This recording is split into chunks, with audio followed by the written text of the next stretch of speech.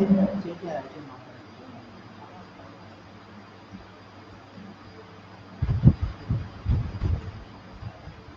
先介绍我们教会一下，我们教会叫曼谷基督教曼谷真理堂啊，ภาษาไทยนะคะชื่อภาษาไทยชื่อว่าคริสตจักรสัจธรรมกรุงเทพนะคะคริสตจักรสัจธรรมกรุงเทพที่โบสถ์ส่วนใหญ่นะคะใช้ภาษาจีนกลางเป็นหลักนะคะพี่น้องที่นมัสการที่โบสถ์ก็จะมาจากจีนนะคะไต้หวันมาเลแล้วก็มีของฮ่องกงด้วยแล้วก็ของไทยด้วยอันนี้เป็นพี่น้องที่นมัสการที่โบสถ์เป็นหลักนะคะ真理堂我们主要是以中文为聚会的语言啊，中文我们的教会的弟兄姐妹都是有中国、台湾、香港、马来西亚有些时候就其他地方，但是以中文为主。对，先跟大家介绍一下，我们这一次总共全部加我们师母一起，我们总共有12位一起。昨天从曼谷上来的，很感谢神让我们有这个机会跟大家一起分享。รอบนี้นะคะทีมของเรามาทั้งหมด12คนด้วยกันรวมทั้งอาจารย์ที่จะเทศนาอีกสักครู่นะคะเดี๋ยวเราจะถวายเพลงก่อนเดี๋ยวจะรบกวนให้คนที่เล่นกีตาร์นะคะช่วยเล่นเพลงให้หน่อยนะคะ弹吉他的麻烦一下要麻烦你帮唐活出爱是 Key C 的还有一首是 Key F 的弹吉他的麻烦可以吗มาช่วยหน่อยค่ะ来帮忙一下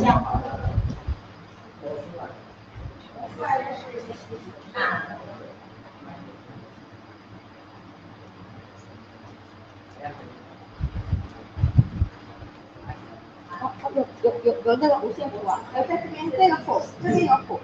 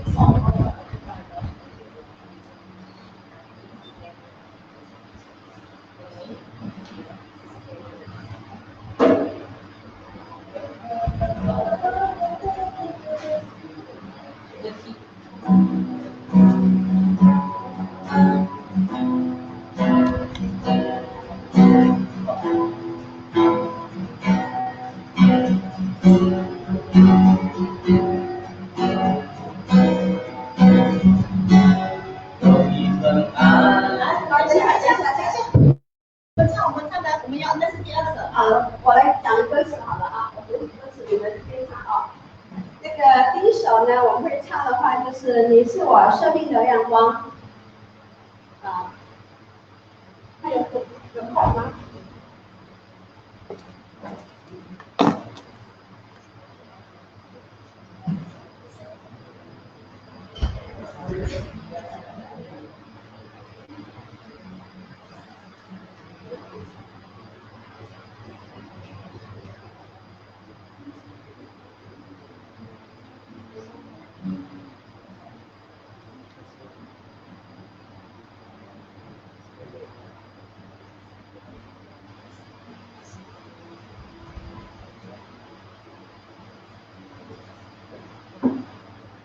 耶稣是我生命的亮光，照亮我的前方。可以吗？我们先唱，他跟着弹好了。给后臂弯弯，不能弹出来。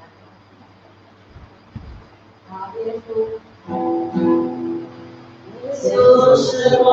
生命的亮光，照亮我的前方。没有风雨大。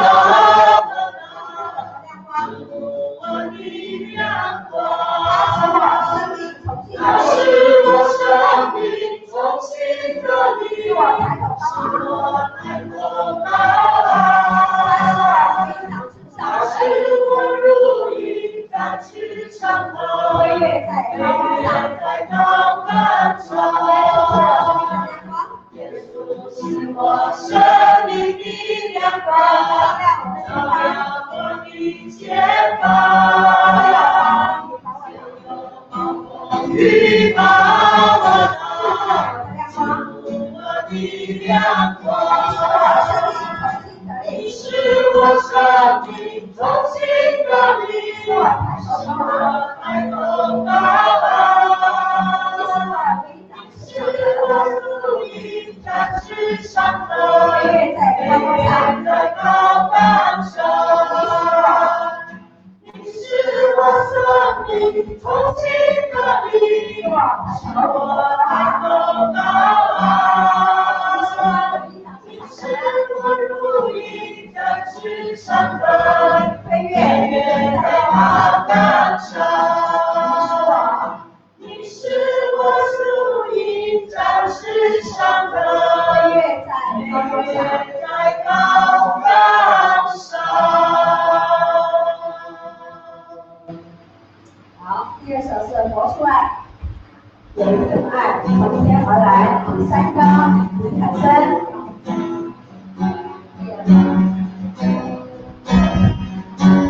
有一份爱从天而来，地上高深不着，却看得见。因为有你，因为有我，甘心给爱，心中这一份爱活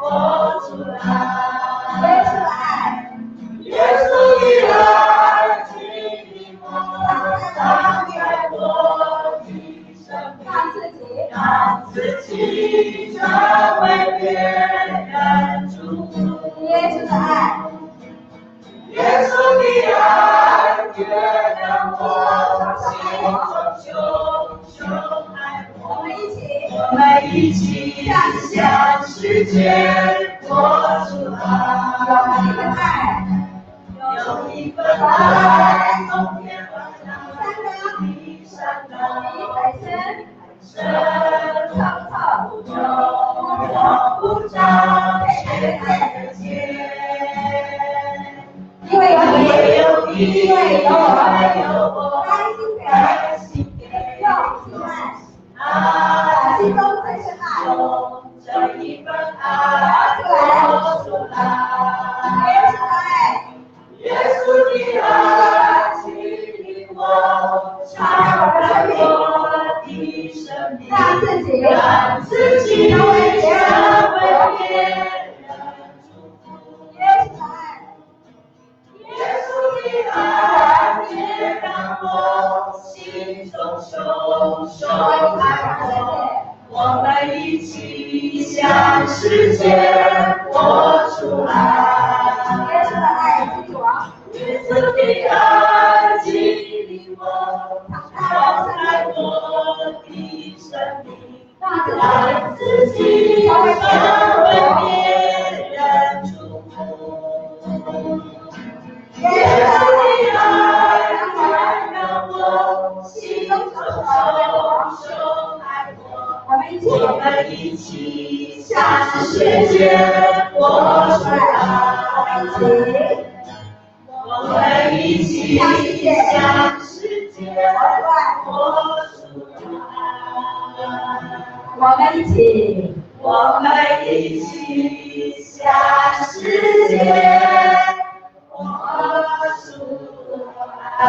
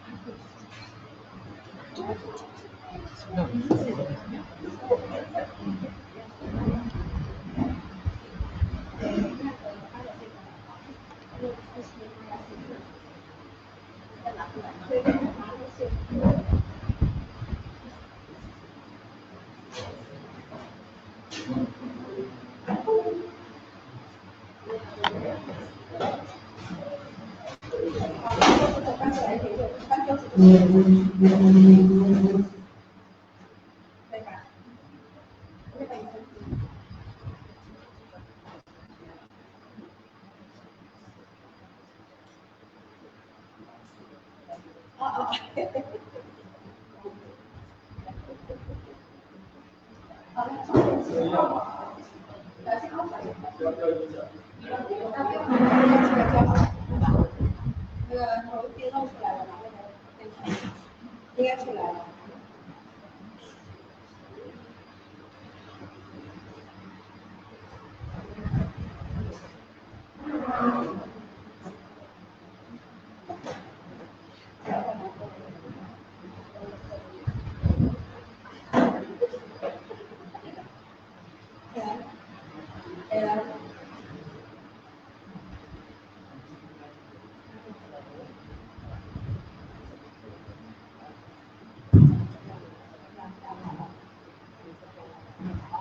可以吧？เห็นอาจารย์ชัดไหมคะ 听到吗？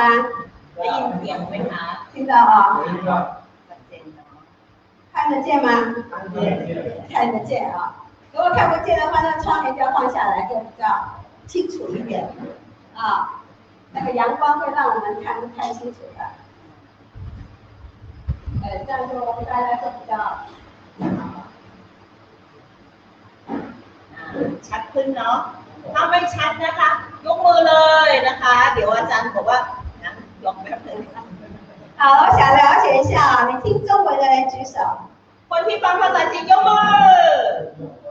哦 ，OK， 那其他的是听泰文的。 งั้นที่เหลือก็เป็นฟังภาษาไทยเป็นหลักนะคะ 好，那我们今天就来分享一下哈，因为我们刚刚是去那边的门训中心。 เมื่อกี้เราไปศูนย์สาวกมานะคะช่วงเช้า 那我们这次呢是在下午来到你们的当中。 แล้วก็ช่วงบ่ายเราก็มาอยู่ข้างกันพี่น้องที่นี่ 那我先介绍我自己啊， เดี๋ยวอาจารย์จะแนะนำตัวเองก่อน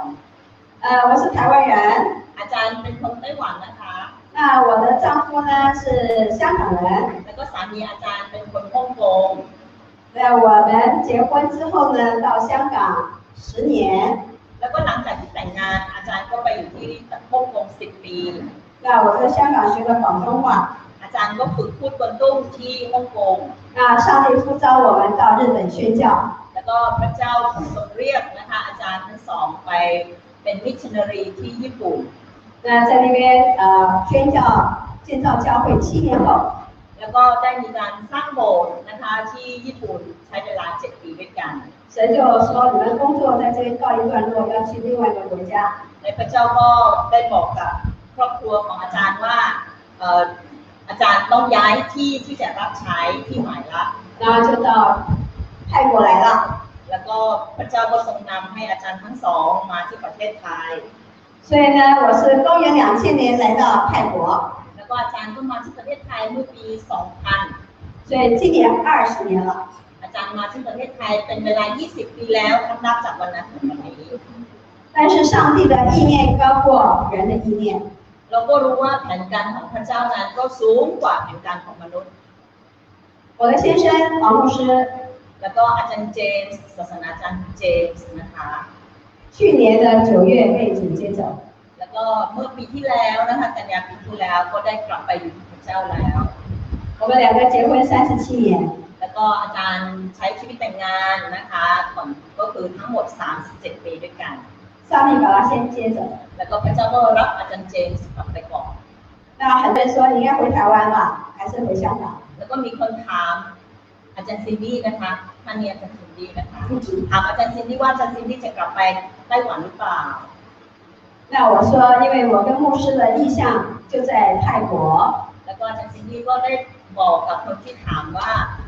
นิมิตของอาจารย์ทั้งสองก็คืออยู่ที่ประเทศไทย 我们公元2000年来到泰国的时候， เมื่อปี 2000 ที่อาจารย์ทั้งคู่มาที่ประเทศไทย 我们先在一个学校做老师， อาจารย์ทั้งสองได้เป็นครูสอนภาษาในโรงเรียนแห่งหนึ่ง 他教英文，我教中文。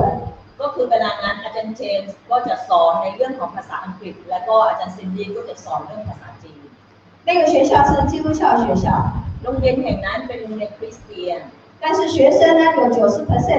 还不是基督徒， แต่นักเรียนที่อยู่ในโรงเรียนนั้น 90% ไม่ได้เป็นคริสเตียน 所以很多的学生呢，他们家里是小康，有些钱，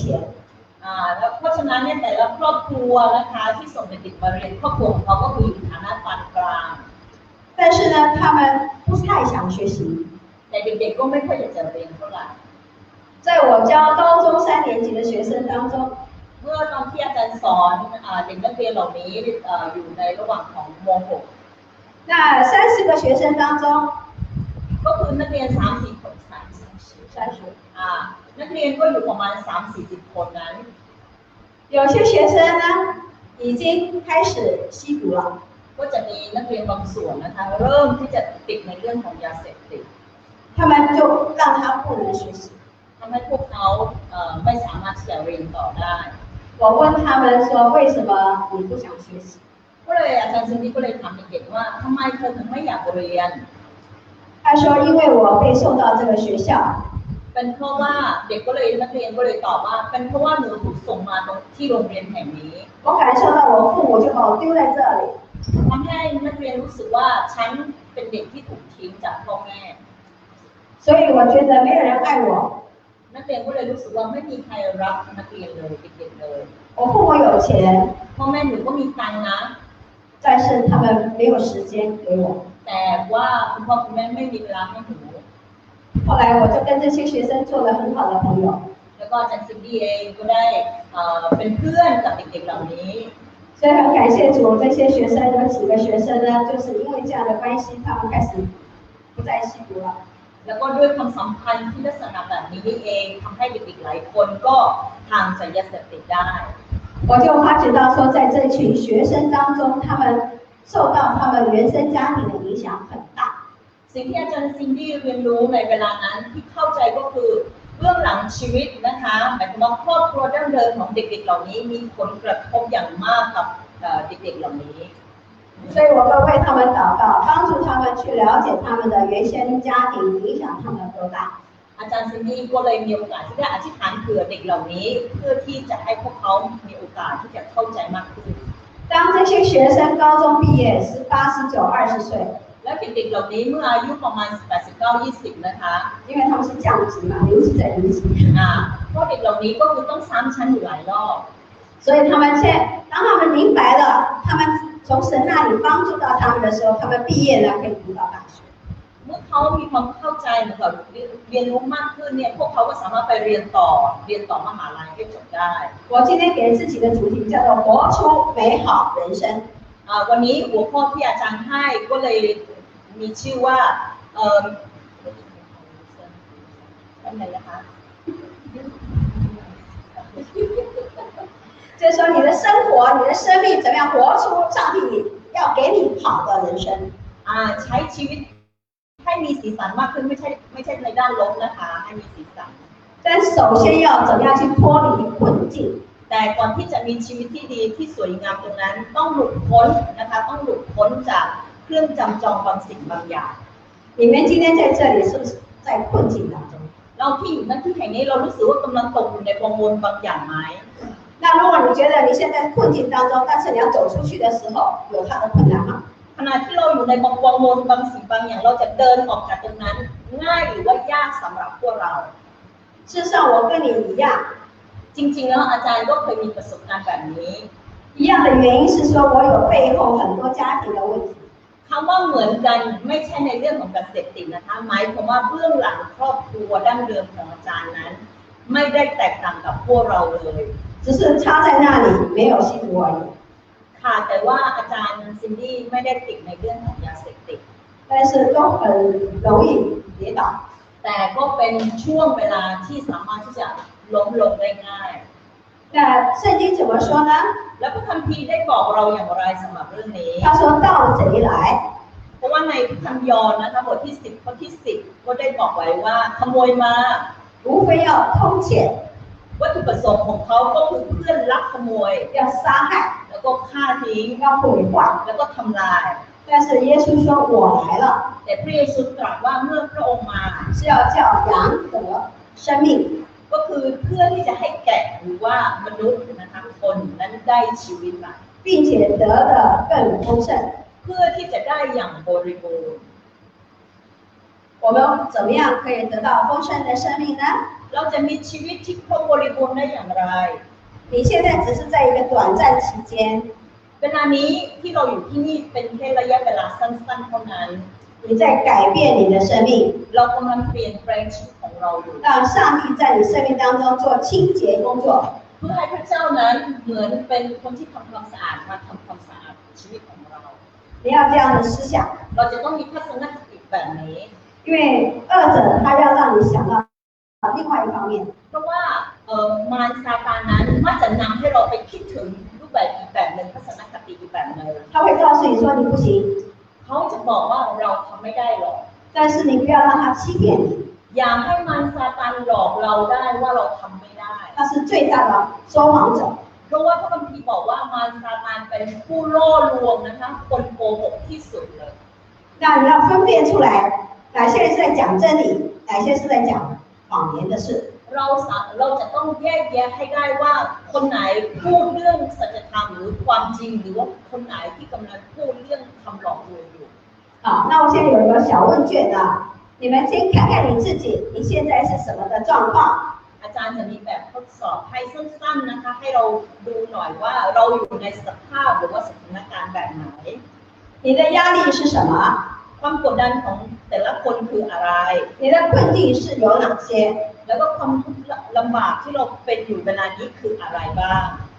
如果你有纸有笔，自己自己扫描一下。ถ้าหากว่าในมือเรานะมีกระดาษและดินสอนะคะลองดูในชาร์ตข้างบนนะคะเดี๋ยวจะอธิบายไปข้อๆให้ดูแล้วลองติ๊กดูว่า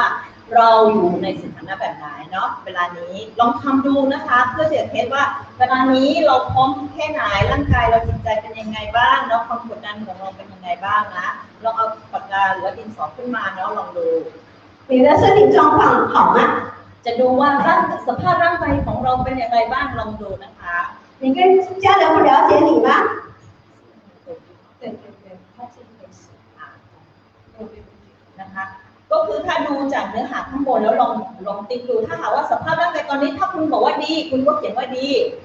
แล้วคุณมีคนที่เพื่อนที่รู้ใจไหมถ้าคุณมีคุณก็ติ๊กเลยนะคะ你有没有知心的朋友呢？คุณมีเพื่อนรู้ใจไหม你跟人家人的关系好吗？ความสัมพันธ์ของคุณกับคนในครอบครัวเป็นยังไงบ้างดีกันไหม你有没有人际关系的问题呢？คุณมีปัญหาในเรื่องของสังคมกับคนไหม你跟人家的沟通有没有问题呢？คุณมีปัญหาในการสื่อสารกับผู้คนหรือเปล่า你有没有抽烟上瘾呢？คุณยังมีนิสัยในเรื่องของติดบุหรี่ไหม你有没有性方面的问题呢？คุณมีปัญหาในเรื่องของเขาเรียกว่าอะไรประเวณีร่วมประเวณีเรื่องของเพศสัมพันธ์ไหม因为这个事情的性呢，在教会当中很少被讲的。เรื่องของเพศสัมพันธ์ในคริสตจักรนั้นจะพูดถึงน้อยมาก但是神创造我们，都会让我们在性上面呢要得到满足，是在婚姻之后。แต่ในเรื่องของคัมภีร์จะสอนเราว่าเรื่องของเพศสัมพันธ์จะให้ความสุขแล้วก็ดีที่สุดก็คือภายในลักษณะของการมีเขาเรียกว่าอะไรครอบครัวนะคะ但是有些人他有在这方面的问题的时候，他会落到自慰，他有性幻想。ถ้าคนนั้นมีปัญหาในเรื่องของเพศนะคะเขาก็จะตกลงไปในห่วงของการช่วยตัวเอง还有同性的心态แล้วก็บางคนก็จะเขาเรียกว่าอะไรคิดเรื่องเพศอยู่ตลอดเวลาหรืออย่างที่สองอีกอย่างหนึ่งก็คือเป็นเขาเรียกว่าอะไร LGBT นะคะก็คือรักร่วมเพศนะคะ那有些人是有酒瘾บางคนก็จะติดเหล้านะคะ毒瘾บางคนก็จะติดการพนัน那是吸毒的瘾แล้วก็บางคนก็จะติดสิ่งเสพติดร้ายแรง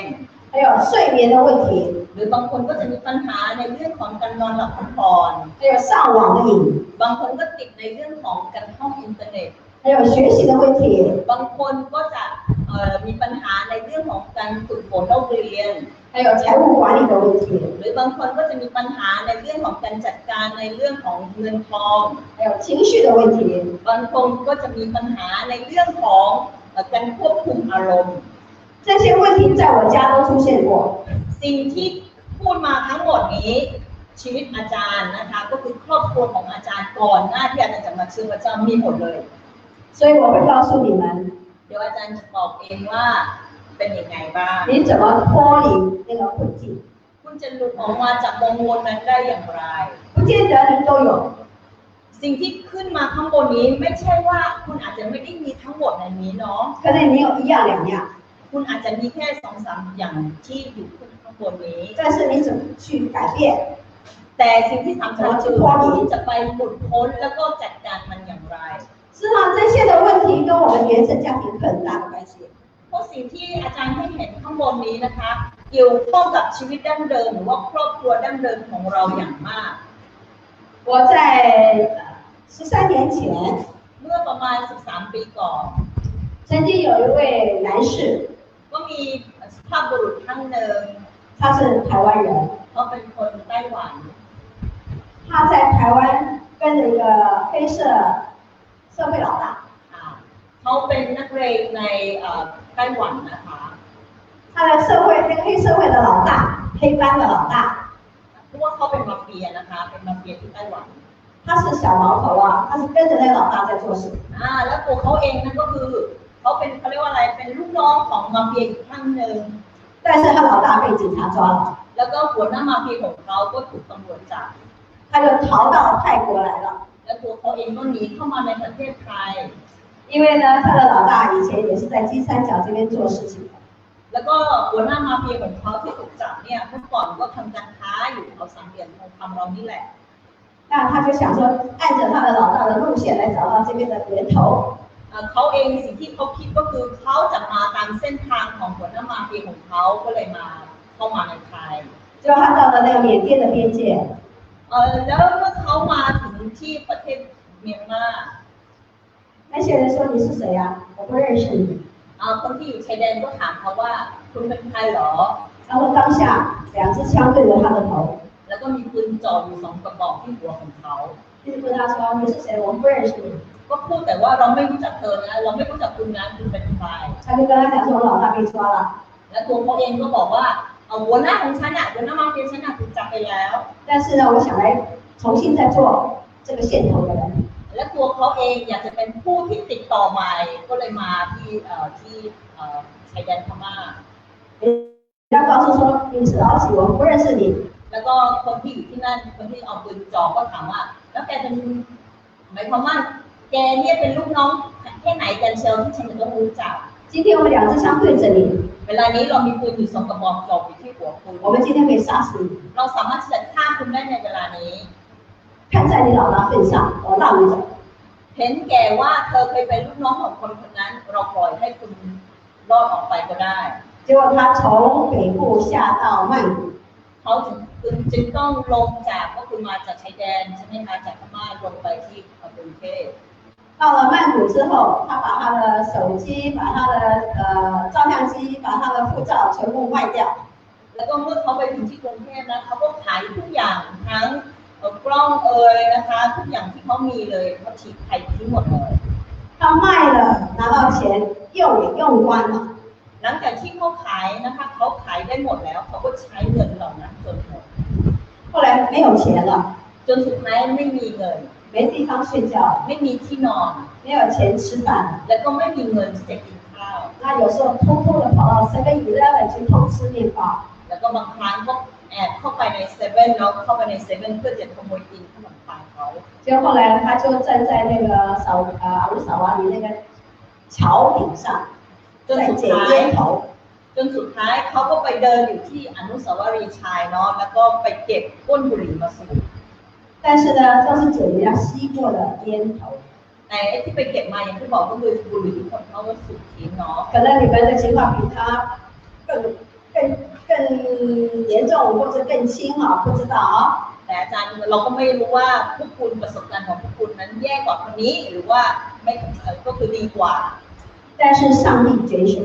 แต่ว่าพระเจ้าทรงเลือกแล้ว有一天一位姐妹ก็มีวันหนึ่งก็มีพี่น้องคริสเตียนท่านหนึ่ง她走在天桥的时候ขณะที่เขาเดินอยู่ที่สะพานลอยแถวอนุสาวรีย์ชาย突然她听到上帝告诉她一个声音แล้วเขาก็ได้ยินเสียงจากพระเจ้าบอกกับเขาว่า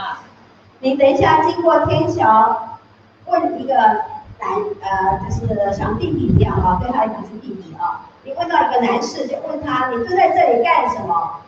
ก็เลยบอกกับพี่น้องคริสเตียนท่านนี้ผู้หญิงคนนี้เขาเป็นผู้หญิงนะคะ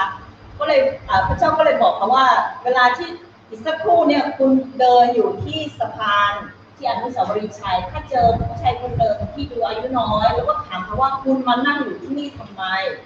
那如果他用中文问他的话继续问他3个问题ถ้า าหากว่าสิ่งที่คุณถามเขาเป็นภาษาจีนแล้วเขาถามตอบกลับมาให้คุณถาม3คำถามเก็บเขา小弟兄你会听中文是吧ก็ต้องถามเขาก่อนว่าน้องชายจะฟังภาษาจีนออกใช่ไหม好你会听中文的话呢就第二个问题ถ้าหากว่าเขาบอกว่าเขาฟังภาษาจีนออกก็ถามคำถามที่2ต่อว่า你有地方住吗ถามเขาว่าคุณมีที่พักไหม如果他说没有的话ถ้าคนนั้นตอบว่าเขาไม่มีที่พัก你带他去吃饭ก็ให้คุณเนี่ยพาผู้ชายคนนี้ไปกินข้าว带他去你家住แล้วก็พาเขาไปพักที่บ้านคุณด้วย她是一个女孩子แล้วก็พระเจ้าเสียงที่พระเจ้าให้กับคนคนนี้เขาเป็นผู้หญิงนะคะ说怎么可能有这种事发生และตัวเขาเองก็บอกว่าเรื่องแบบนี้จะเกิดขึ้นกับฉันได้อย่างไร但是他说服了แต่เขาก็เชื่อฟังพระเจ้า他就按照这几个问题问这个男的แล้วเขาก็ใช้คำถามที่พระเจ้าให้นี้ถามผู้ชายที่นั่งอยู่ที่สะพานลอย会听中文พูดภาษาจีนออกไหม没有饭吃มีข้าวกินไหม没有地方住มีที่พักไหม但是结局就是要带他回家ผลสรุปก็คือคุณต้องพาเขากลับบ้าน这位姐妹信心真大เราต้องบอกว่าผู้หญิงคนนี้มีความเชื่อที่ใหญ่มาก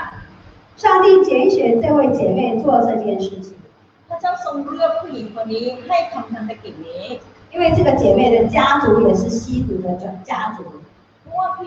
ผู้หญิงคนนี้เขามีครอบครัวนะคะที่มีคนที่ติดยาเสพติดอยู่她姐姐也在监狱里头และพี่สาวของเขาก็ยังอยู่ที่เรือนจำ但是她有吸毒后来她有上帝医治了她戒毒了แต่ตัวเขาเองก็เคยติดเหมือนกันแต่พระเจ้าทรงรักษาเขาให้หายแล้วเขาตอนนี้เขาก็มารับใช้他真的把这位小弟兄带回他家และเขาก็พาน้องชายคนนี้นะคะกลับไปที่บ้านของเขา给他饭吃ให้เขากินข้าว给他地方住ให้ที่พักกับเขา有个条件มีข้อแม้เพียงข้อเดียว每天跟他读圣经ก็คือเขาต้องอ่านพระคัมภีร์กับผู้หญิงคนนี้ทุกวัน读了6个月เขาอ่านพระคัมภีร์ถึง6 เดือนด้วยกัน那他跟着他去教会แล้วก็ไปโบสถ์กับผู้หญิงคนนี้因为那教会是讲泰文他听不懂และเนื่องจากว่าที่โบสถ์นั้นเขาพูดภาษาไทยเป็นหลัก他听不懂之后呢他就没办法他就要打电话通知我问我เลยทำให้คนคนนี้ไม่สามารถจะฟังคำเทศนาได้ก็เลยตัดสินใจโทรหาอาจารย์ซินดี้他说你是台湾人他也是台湾人เพราะว่าผู้หญิงคนนั้นก็เห็นว่าในเมื่ออาจารย์ซินดี้ก็เป็นคนไต้หวันและคนนั้นก็เป็นคนไต้หวันด้วย我带他到你们教会好吗พาผู้ชายคนนี้มาที่โบสถ์อาจารย์ได้ไหม我说好อาจารย์ก็บอกว่าได้สิ我要看看说他到底是什么问题อาจารย์ก็อยากจะรู้ว่าผู้ชายคนนี้มีปัญหาอย่างไรบ้าง他来我们教会的时候ขณะที่คนคนนี้มาที่โบสถ์ของอาจารย์他的脸的情况跟比你们还要糟糕สภาพร่างกายและหน้าตาของคนนี้นะแย่กว่าพวกเราที่อยู่ที่นี่อีก他的头发是爆炸头แล้วก็หัวของเขาเป็นหัวแบบไปช็อตไปช็อต然后呢好几个耳环在他耳边แล้วก็เจาะหูอย่างเต็มเลย然后2只手都有刺青แล้วก็แขนทั้ง2ข้างรอยสักเต็มเลย然后颈也有刺青แล้วก็ที่ท้ายทอยก็รอยสักเช่นกัน我心想ในใจอาจารย์ก็นึกว่า主啊我怎么帮助救这个人呢พระเจ้าข้าให้อาจารย์จะช่วยคนนี้ได้อย่างไร但是我请他跟我一起祷告อาจารย์ก็นำผู้ชายคนนี้อธิษฐานด้วยกัน问他是不是让耶稣做主ถามว่าอยากจะให้พระเยซูคริสต์เป็นผู้ช่วยผู้รอดของเขาไหม让耶稣做他生命的主吗แล้วก็อยากให้พระเจ้านั้นเป็นเจ้าของชีวิตของเขาไหม他当下愿意แล้วก็เวลานั้นเขายินดีที่จะต้อนรับ后来呢转换地方他就住在我们教会จากสภาพที่เขาพักอยู่กับพักบ้านของผู้หญิงคนนั้นก็กลายเป็นว่าเขามาพักที่โบสถ์กับอาจารย์ละ那我就安排他工作啦打扫卫生อาจารย์ก็เลยจัดงานให้ทำก็คือให้เขาทำความสะอาดโบสถ์帮我打电脑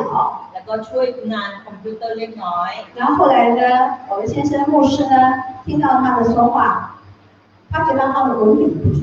แล้วก็เมื่ออาจารย์เจมเห็นการพูดกันจาของพี่น้องคนนี้อาจารย์ก็เลยอาจารย์เจมก็เลยเห็นว่าคนนี้น่าจะช่วยงานในเรื่องของเอกสารได้มากกว่า然后他写文章， แล้วก็เลยให้เขาเขียนบทความ 然后叫他写文章之前做祷告， ก่อนที่จะเขียนบทความให้เขาอธิษฐานก่อน 然后牧师把他的文章送到《世界日报》， แล้วอาจารย์เจมส์ก็ให้เอาบทความที่เขาเขียนเนี่ยส่งไปที่หนังสือพิมพ์ฉบับหนึ่ง 他想说大概不会登吧， แล้วก็คิดแค่ว่าอาจจะไม่มีใครเอาไปออกเขาเรียกว่าพิมพ์ลงในหนังสือพิมพ์หรอก 但是没想到《世界日报》登他的文章了。 แต่ว่าหนังสือพิมพ์ฉบับนั้นนะคะกลับเอาบทความนี้ไปลงตีพิมพ์ 他说他从来没有想过说他有这个才干，有这个文笔。 ตัวเขายังไม่ได้คิดมาก่อนเลยว่าเขาจะมีฝีมือลายมือในด้านของการเขียนงานเขียน 就是因为这样的转变， ด้วยการที่เขามีการเปลี่ยนแปลงอย่างนี้ 他得到信心的成长， ทำให้ความเชื่อมีความมั่นใจมากยิ่งขึ้น 他也看到上帝给他开条路。 แล้วก็เห็นว่าพระเจ้าได้ทรงเปิดทางให้เขาเส้นทางเดิน 你们每一个人都有才干， เชื่อว่าเราทุกคนที่อยู่ในที่นี้ก็มีเขาเรียกว่าอะไรของบทบาทที่แตกต่างกัน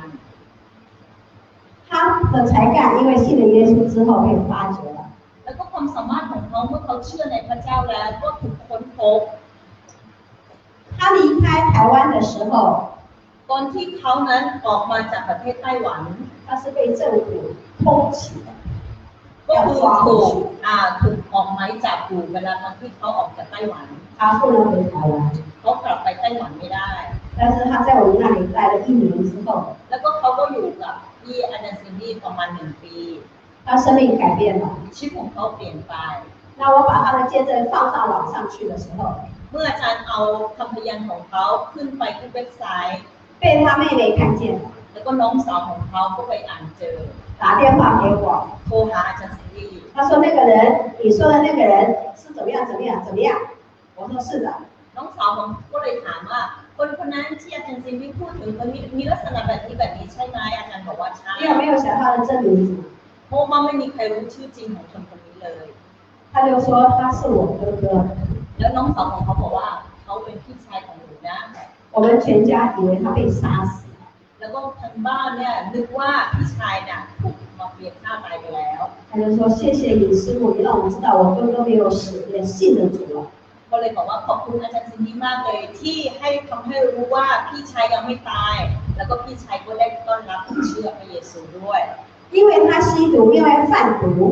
ด้วยการที่เขานั้นทั้งติดยาเสพติดแล้วก็ค้ายาเสพติด 他妈妈他爸爸实在无法认这个儿子， ทำให้พ่อแม่ของเขาต้องตัดขาดเขา 但是因为他信主了， ด้วยความที่เขาเชื่อในพระเจ้า 因为他写了文章了， และเขาเขียนเรื่องบทความ 因为他生命改变了， และชีวิตของเขาเปลี่ยนไป 他妈妈也信主了。 และแม่ของเขาก็มาเชื่อพระเจ้าด้วย 后来他的爸爸本来很生气他，不跟他说话的， ซึ่งก่อนหน้านั้นพ่อของเขานั้นตัดขาดเขาขนาดว่าไม่ยอมพูดคุยกับเขา 我还飞到高雄去见他父母。 และอาจารย์เองก็บินจากไทยนะคะไปที่เกาโฉ 我跟他妈妈说，我跟他爸爸说， และพูดกับพ่อแม่ของคนนี้ว่า 你儿子真正悔改了， ลูกชายของคุณนั้นได้เปลี่ยนไปอย่างจริง 有空你过来泰国看他们。 ๆ ถ้าคุณมีเวลาให้คุณบินมาที่ประเทศไทยมาดูเขาสิ 2年前他爸爸信主， แล้วก็ก่อนหน้าหลังจากนั้น2 ปีก็คือพ่อของคนนี้ก็ได้เชื่อพระเจ้า 因为他生命改变了。 เพราะชีวิตของเขาเปลี่ยนไป 我讲这个人的见证， การที่อาจารย์ได้พูดถึงคำพยานของคนคนนี้ 跟你们分享， และแบ่งปันกับพวกเราทุกคนที่นี่ 神拣选了他，神爱他。 พระเจ้ารักคนนี้และพระเจ้าทรงเลือกเขา 你们今天每个人来到这儿戒毒， และเราทุกคนที่อยู่ณที่นี้ก็มาเลิกในเรื่องของยาเสพติด 要问你们自己， ต้องถามตัวคุณเองว่า 你们都很年轻， พวกเรายังวัยรุ่นอยู่ยังอายุน้อย 你还有盼望，还有路程要走的。 คุณยังมีเส้นทางให้เลือกแล้วก็มีความหวังอยู่ 如果你愿意让你生命更好的话， แล้วถ้าหากว่าคุณยอมและอยากให้ชีวิตของคุณดีกว่านี้ 你要为自己负责任， คุณจะต้องรับผิดชอบตัวคุณเองก่อน 没有人能帮你做选择。 ไม่มีใครบังคับให้คุณเลือก 如果你选择对的话，你就有个光明的人生在前面等着你。 ถ้าคุณเลือกสิ่งที่ถูกต้องชีวิตที่สว่างรุ่งโรจน์ก็จะรออยู่คุณข้างหน้า 可能你才来没多少天，你来了1年或者几个月， คุณอาจจะมาแค่ไม่กี่วันหรือว่าคุณอาจจะมาเป็นปีแล้ว 我们几个老师们在旁边帮着你们， แล้วก็มีผู้ร่วมงานทั้งหลายก็ดูแลแล้วก็ดูแลพวกคุณอยู่ 你们跟他不认识， พวก คุณเขาก็ไม่ได้รู้จักคุณก็ไม่ได้รู้จักเขา因为他们有上帝的大爱， แต่สิ่งนั้นคือพวกเขามีความรักอันยิ่งใหญ่ของพระเจ้า希望你们活得更好。อยากให้พวกคุณนั้นมีชีวิตที่ดีกว่าเดิม你要为自己负责任。คุณต้องรับผิดชอบชีวิตของคุณเอง就像我刚刚讲的，我有个学生，ก็เหมือนกับตัวอย่างที่อาจารย์พูดถึงนักเรียนของเขา他说他有毒瘾的是要偷他妈妈的钱。เขาจะบอกว่าเวลาที่เขาเสี้ยนยาขึ้นมานี่เขาจะขโมยเงินของพ่อแม่ 他每次拿钱了他就哭。ทุกครั้งที่เอาเงินนั้นเขาก็ร้องไห้นะ他就说老师我想改变。เขาก็บอกว่าอาจารย์ถ้าหนูอยากจะเลิกนะ我说好，你要做选择。อาจารย์ก็เลยบอกว่าวันนี้เราต้องเลือกแล้วล่ะ他说好，你告诉我怎么做好选择。นักเรียนคนนั้นก็เลยบอกกับอาจารย์ว่าหนูต้องทำอย่างไรเพื่อที่จะทำการตัดสินใจเลือก做对选择ก็คือทำเลือกสิ่งที่ถูกต้อง后来他选择对了，他可以进到大学读书。เมื่อเขาเลือกคือเขาตัดสินใจในการจะเข้าโรงเรียนก็คือเข้าเรียนต่อที่มหาลัย他的舅舅在大学做老师，แล้วก็น้าของเขานะคะเป็นอาจารย์อยู่ในมหาลัย他说我们全家人都不想拿他这个儿子，没有办法了。แล้วก็น้าของเขาก็บอกว่าทุกคนก็หมดปัญญาสำหรับหลานคนนี้จริงๆ他说谢谢老师带我的侄子可以改变生命。ก็เลยบอกว่าขอบคุณอาจารย์อย่างมากเลยที่พาสอนให้หลานชายของเขาคนนี้ปรับใจ我说你不要感谢我，感谢上帝。อาจารย์ก็เลยบอกกับน้าคนนั้นว่าคุณไม่ต้องขอบคุณฉันนะคุณขอบคุณพระเจ้าก็พอ我们只是一个器皿，神借着我们帮助人。เพราะอาจารย์นั้นเป็นแค่ภาชนะที่จะให้พระเจ้าใช้เท่านั้นเอง但是呢，我希望让你们去针对你们看看你自己的生命、你的家庭、你的原生家庭怎么影响到你。สิ่งที่อาจารย์อยากจะบอกให้พวกเราก็คือให้คุณทบทวนชีวิตครอบครัวที่เป็นชีวิตเขาเรียกว่าอะไรของคุณจริงๆว่าเป็นอย่างไร可能以前的生活呢混混沌沌的，不知道什么事情。ซึ่งก่อนหน้านี้คุณอาจจะใช้ชีวิตมาแบบว่าเรื่อยๆเปื่อยๆ但是呢，如果你认清楚自己的背后在影响你的什么东西的时候，你才有一个对的方法怎么走。เมื่อไหร่ที่คุณรู้ว่าคุณถูกบางสิ่งบางอย่างที่ผ่านมานั้นกำลังเขาเรียกว่าอะไรบังคับคุณอยู่นั้นแล้วคุณรู้จักมันแล้วคุณจะตัดสินใจเลือกทำสิ่งที่ถูกต้องได้你的原生家庭对你有多少影响？ครอบครัวดั้งเดิมของคุณนั้นมีอิทธิพลต่อคุณมากขนาดไหน我们在座的每一个人，เราทุกคนที่อยู่ณที่แห่งนี้你们是不是都在跟父母养你长大的吗？เราอยู่กับพ่อแม่ที่เลี้ยงเรามาโดยตรงหรือเปล่า哪些人不是父母带大的？มีใครบ้างที่ไม่ได้อยู่กับพ่อแม่ตั้งแต่เล็กแต่น้อย几乎都是父母带大的。หมายความว่าเราที่นี่ทุกคนคืออยู่กับพ่อแม่ตลอดเลยใช่ไหม不是พ่อแม่เราเองใช่ไหมคะ不是阿公阿妈带大的。不是跟外公外婆ไม่ค่อยไม่ใช่ว่าโตมากับปู่ย่าตายายใช่ไหมโอเค好，都是父母带大的ส่วนใหญ่ก็คือโตมากับพ่อแม่所以我们说原生家庭指什么呢？แล้วครอบครัวดั้งเดิมหมายความว่าอย่างไร就是说你出生的地方、出生的家，ก็คือครอบครัวดั้งเดิมก็หมายถึงที่คุณเกิดและที่คุณโต你有兄弟姐妹，คุณมีพี่น้อง包括三代啦，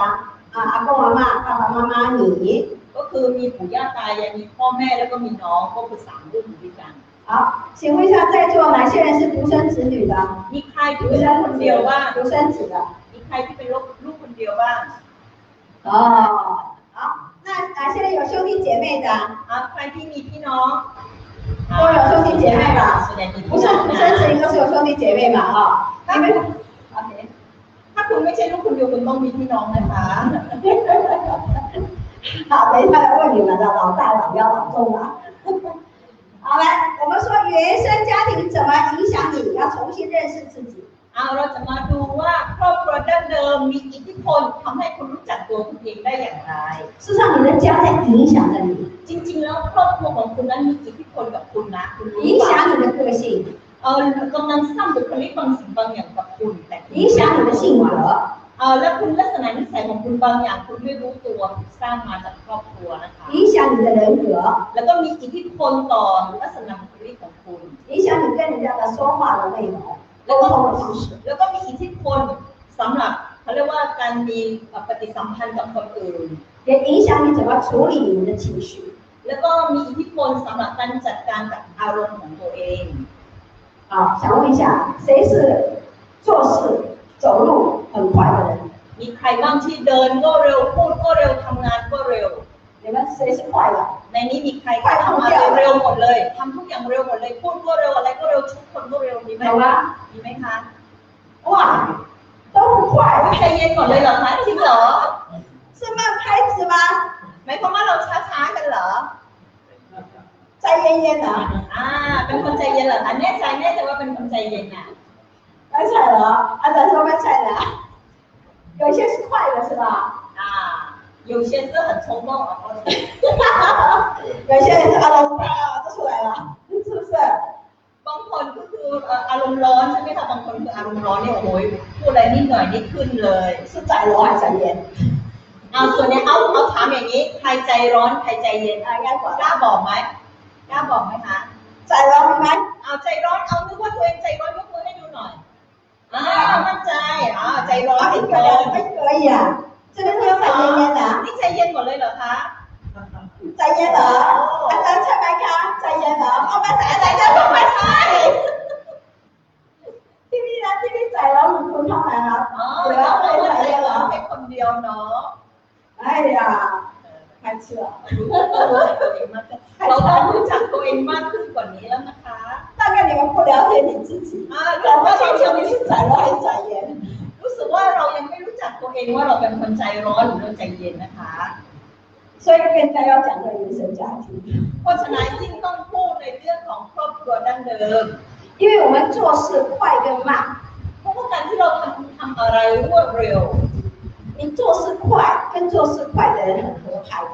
คนที่ทำอะไรเร็วๆกับคนที่ทำอะไรเร็วๆด้วยกันเนี่ยมันจะเข้ากันง่ายกว่า 但是做事快的人跟做事慢的人，你们觉得会怎么样？ คนที่เป็นคนที่ทำงานช้ากับคนที่ทำงานเร็วเราเห็นว่าเป็นยังไงบ้างคะไปกันได้ไหม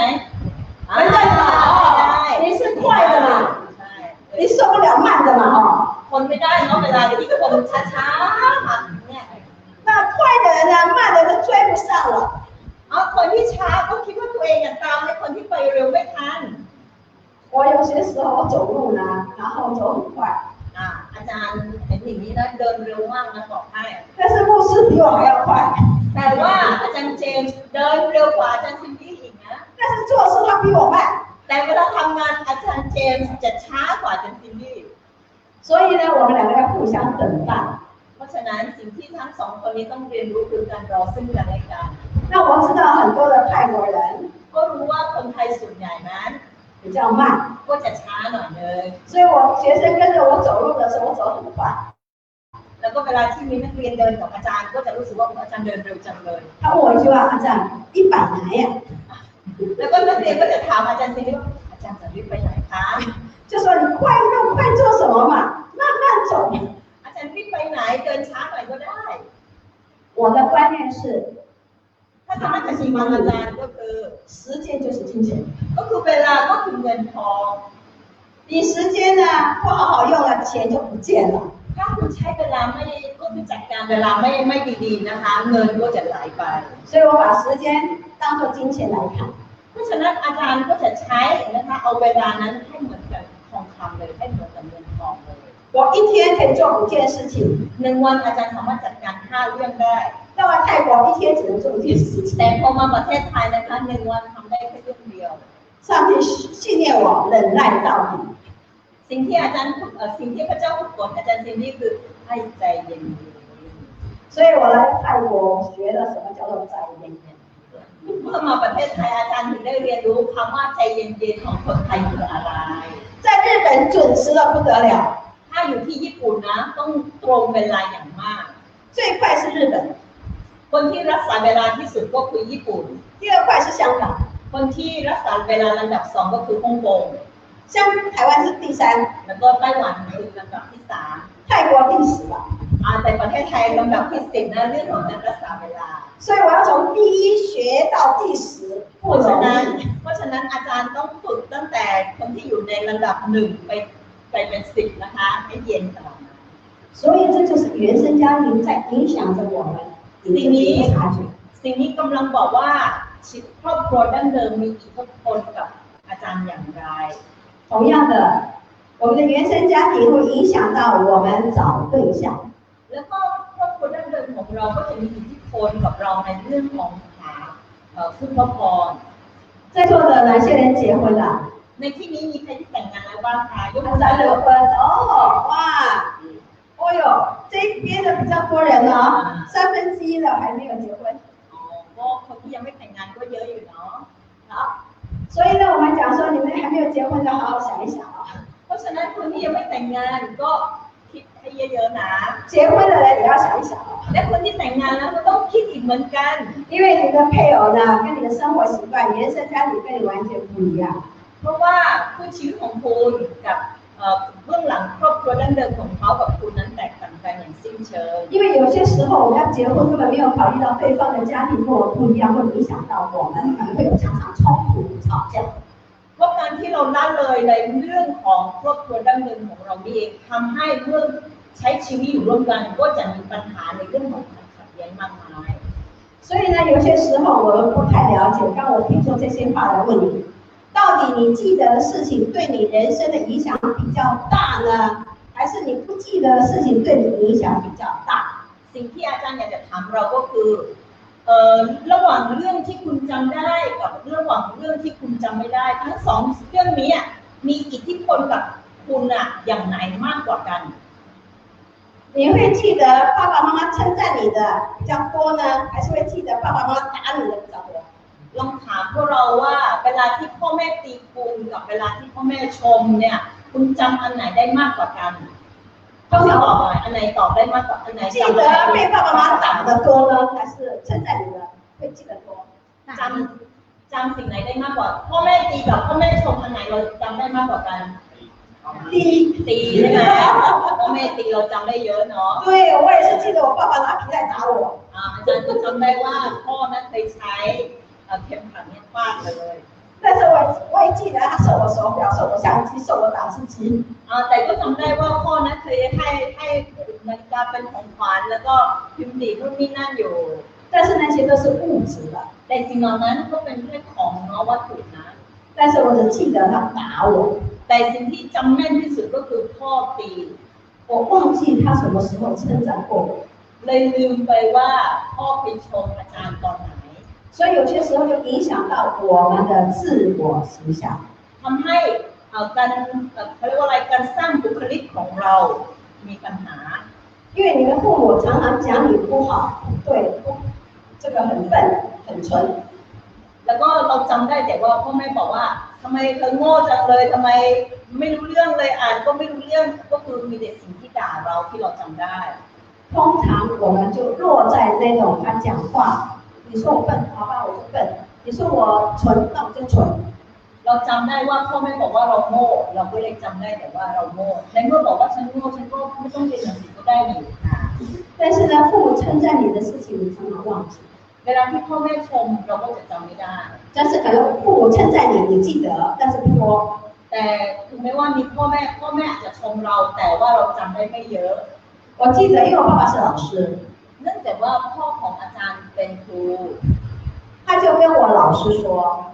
พ่อของอาจารย์ก็เลยบอกกับครูที่โรงเรียนว่า 我这个女儿哈，不对就打她。 ก็เลยบอกพ่อก็บอกกับครูที่โรงเรียนว่าลูกสาวฉันคนนี้อาจารย์ตีได้เลยนะ 打重一点啊。 ตีหนักหน่อยก็ได้ 所以我只记得他叫我老师打我重一点。 สิ่งที่อาจารย์ซินดี้จำได้ก็คือพ่อบอกให้ครูตีอาจารย์หนักๆได้ 但是我很少听到我父亲告诉我说我很乖。 ก็เลยไม่เคยจำได้เลยว่าพ่อชมว่าลูกสาวคนนี้นะเป็นคนที่เชื่อฟังและน่ารัก 后来我信了耶稣之后， หลังจากที่อาจารย์ได้เชื่อพระเจ้า 上帝把那些记忆给我想起来了。 พระเจ้าให้อาจารย์นั้นได้ลื้อฟื้นนะความจำที่เคยเลือนหายไปเหล่านั้นกลับ 我 มา 爸爸称赞过我， จำได้ว่าพ่อเคยชมอาจารย์นะ 我忘记了， แต่อาจารย์ลืมไป 因为我被骂的、被打的比较多。 เพราะว่าช่วงเวลาที่โดนตีแล้วก็โดนด่าเนี่ยเยอะกว่า 那你呢？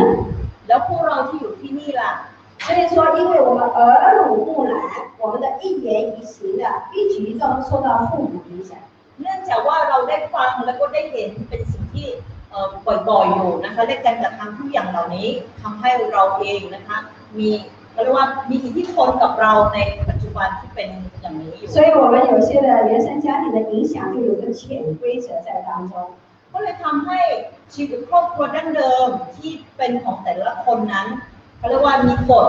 ที่เหมือนเขาเรียกว่าเหมือนเป็นกฎที่ซ่อนอยู่นะคะแล้วก็มีอิทธิพลกับเราอย่างมากด้วย所以我们每一个人呢都有个家庭有个原生家庭และเราทุกคนมีครอบครัวดั้งเดิมของเราอยู่我们每个人的家都有它的特点แล้วก็แต่ละครอบครัวก็มีจุดเด่นของแต่ละครอบครัวที่我们每个人都有个价值的感觉เราจะมีมุมมองทัศนคติบางอย่าง只是说你自己觉得自己较有价值还是没有价值และเราเห็นคุณค่าของตัวเองมากน้อยแค่ไหน可能父母给你的骂你让你觉得你没有价值หรือคำพูดของพ่อแม่ที่ด่าทอเรานั้นทำให้เราเห็นว่าเราไม่มีคุณค่าหรือเปล่า但是一个人成长常常被父母称赞的那个人他比较有自信แต่สำหรับคนที่ถูกชมจากพ่อแม่บ่อยๆนั้นเด็กเหล่านี้จะมีความมั่นใจตัวเองสูงกว่าคนอื่น那我们每个人都会更加有沟通的讲话และเราทุกคนก็จะมีทักษะในเรื่องของการพูดปฏิสัมพันธ์กับคนอื่น你看孩子出生他用什么来跟人家说话呢เอาแล้วเด็กเล็กๆเขาใช้อะไรในการที่จะสื่อสารล่ะ用哭嘛ร้องไห้对不对如果我们在做爸爸的人你的孩子怎么哭你就知道他是肚子饿了呢还是拉尿拉屎了ถ้าคนที่เป็นพ่อที่อยู่ที่นี่เราก็จะรู้ว่าเวลานี้เวลาลูกร้องแบบนี้กำลังหิวหรือว่ากำลังอื้อแล้วต้องการให้อุ้มอะไรเราก็จะฟังออก同样的呢我们会更加有互动的关系我们会出到社会更加有社交的关系และเมื่อเข้าไปในสังคมใช่ไหมคะเราก็จะต้องมีปฏิสัมพันธ์กับคนอื่น所以说每一个人都是家庭一个价值观的呈现และเราทุกคนก็เป็นที่สำแดงนะคะเขาเรียกว่าครอบครัวดั้งเดิมของเราออกมาให้คนเขาเห็น有没有如果说我们到外面去吃饭啊餐厅吃饭啊突然有个人家长说你看这个孩子没有家教เราเคยได้ยินไหมเวลาเราออกไปข้างนอกก็จะมีคนพูดว่าเด็กคนนี้ไม่สั่งสอน那就表示说这个家庭的家教不好กำลังบอกว่าครอบครัวนี้สอนลูกไม่ดีอย่างนั้นใช่หรือเปล่า但是你会跟人家听到说你看人家家这个小孩吃饭有吃饭的规矩啊แต่ถ้าหากว่าเราไปเห็นว่าเด็กนี้มีมารยาทดีมากเลยพ่อแม่สอนมาดี这个就是说我们每一个人彰显出来到外面社会跟人家互动的时候人家看到我们就可以看到你家庭的价值怎么样สิ่งนี้กำลังบอกว่าสิ่งที่เรากำลังแสดงออกไปหรือว่าการใช้ชีวิตของเรากำลังสำแดงนะคะชีวิตครอบครัวดั้งเดิมของเราออกมาให้คนเขาเห็น所以说我们要去了解自己เพราะฉะนั้นเราต้องรู้จักตัวเอง了解自己的行为自己的观念เราต้องรู้จักพฤติกรรมของตัวเองและทัศนคติของตัวเอง那去分析一下今天的我怎么会这样子呢เราจะต้องมารู้จักว่าวันนี้ที่เราเป็นแบบนี้找到原因之后เราจะหาต้นตอสาเหตุด้วยกัน你就可以重塑คุณสามารถที่จะสร้างตัวตนขึ้นมาใหม่改变我们的行为มาปรับเปลี่ยนพฤติกรรมของเราเอง改变我们的偏差มาปรับจูนสิ่งที่เอ็นไปให้กลับมาได้这样就成为重塑我们的原生家庭สิ่งนี้จะเป็นสิ่งที่สร้างครอบครัวดั้งเดิมของคุณขึ้นมาใหม่ได้那我今天我们时间不多但是我今天会讲5个点呢就是说怎么在影响着我们的第一个อาจารย์จะมี5ตัวที่จะทำให้เรารู้จักว่าครอบครัวดั้งเดิมของเราเป็นยังไงบ้าง角色的定位ก็คือบทบาทหน้าที่ของเรา家里的排行อย่างเช่นว่าคุณเกิดเป็นลูกคนที่เท่าไหร่家里有男有女และครอบครัวของคุณมีชายหญิงกี่คน因为在座大部分都是除了我们法宣队员你们都是男生แล้วก็นอกจากทีมของเราที่มาแล้วส่วนใหญ่ที่นี่ก็เป็นผู้ชาย我们华人亚洲人通常是重男轻女เพราะว่าโดยคนจีนนะคะโดยคนจีนแล้วเขาก็จะให้ความสำคัญกับลูกผู้ชายมากกว่าผู้หญิง你们是不是在家里的地位比较高一点呢如果你有姐妹的话ถ้าเราเป็นผู้ชายแล้วก็มีพี่น้องที่เป็นผู้หญิงด้วยกันเนี่ยเราถูกรักมากกว่าพี่น้องผู้หญิงของเราหรือเปล่า我爸爸呢跟我妈妈生了2个女儿我姐姐跟我ก็คือครอบครัวของอาจารย์ก็คือมีพี่น้อง2คนก็คือพี่สาวและอาจารย์我爸爸不满足แล้วก็คุณพ่อก็ไม่พอใจที่มีแค่นี้他非要生一个儿子เพื่อที่จะมีลูกชายอีกคนหนึ่ง但是他跟我妈妈感情不好啦，怎么办？แต่ความสัมพันธ์กับคุณแม่นั้นไม่ดีแล้ว他就是在外面跟一个女人生一个儿子，แล้วก็พ่อก็เลยไปมีลูกกับผู้หญิงข้างนอกอีกคนหนึ่ง他生了一个儿子，ก็ได้ผู้ชายสนใจพ่อ但是事实上是我妈妈先到外面去跟人家生一个儿子。แต่สิ่งสำคัญคืออะไรรู้ไหมคะคุณแม่น่ะไปมีลูกผู้ชายกับคนก็คือคนข้างนอกคนหนึ่ง我们家比较复杂嘛，ครอบครัวของอาจารย์ก็จะยุ่งๆนิดหน่อย所以呢，我有2个弟弟，一个是同爸爸，一个同妈妈，是同妈妈不同。เพราะฉะนั้นอาจารย์ก็จะมีน้องชาย2 คนซึ่งมีพ่อเดียวกันต่างแม่แล้วอีกคนหนึ่งคือแม่เดียวกันต่างพ่อแต่ก็คือน้องชาย2 คน就是因为要有儿子，ก็เพื่อที่ทั้ง2 ฝ่ายอยากได้ลูกผู้ชาย所以你们都是男生，你们是你们家中的儿子，และเราทั้งหลายตรงนี้ก็เป็นผู้ชายเราน่าจะมีความสุขที่สุดในบ้านนะหรือเปล่า对吧？是吧？对哈、哦。就算说你父母有钱有遗产的话，也都只有给你嘛。ถ้าหากว่าพ่อแม่ของเราเป็นคนที่มีมรดกนะพ่อแม่ก็จะต้องให้เราบ้างไหมล่ะ我爸爸说你们都是嫁人的啦。แล้วก็พ่อของอาจารย์ก็บอกว่าในเมื่อผู้หญิงก็ต้องแต่งออกไปอยู่แล้วเพราะฉะนั้นก็ไม่มีอะไรให้给你弟弟好了啦。เพราะฉะนั้นสมบัติทั้งหมดนั้นต้องให้น้องชายอย่างเดียว只有儿子有份，女儿没有份。ก็เลยทำให้รู้ว่าก็คือลูกสาวจะไม่ได้ทรัพย์สมบัติอะไรเลยมีแต่ลูกชายที่ได้ทรัพย์สมบัติ这就是说我们华人世界在这方面是有不公平的对待สิ่งนี้กำลังบอกว่าสังคมของคนจีนนะคะก็คือลักษณะว่าเป็นลูกผู้ชายสำคัญกว่าลูกผู้หญิง好第二个呢生活的规范อย่างที่2ก็คือรูปแบบชีวิตนะคะ每个人有家规嘛有习惯上的不同แล้วก็แต่ละบ้านก็จะมีกฎระเบียบต่างๆ有人是家规吃饭的不能讲话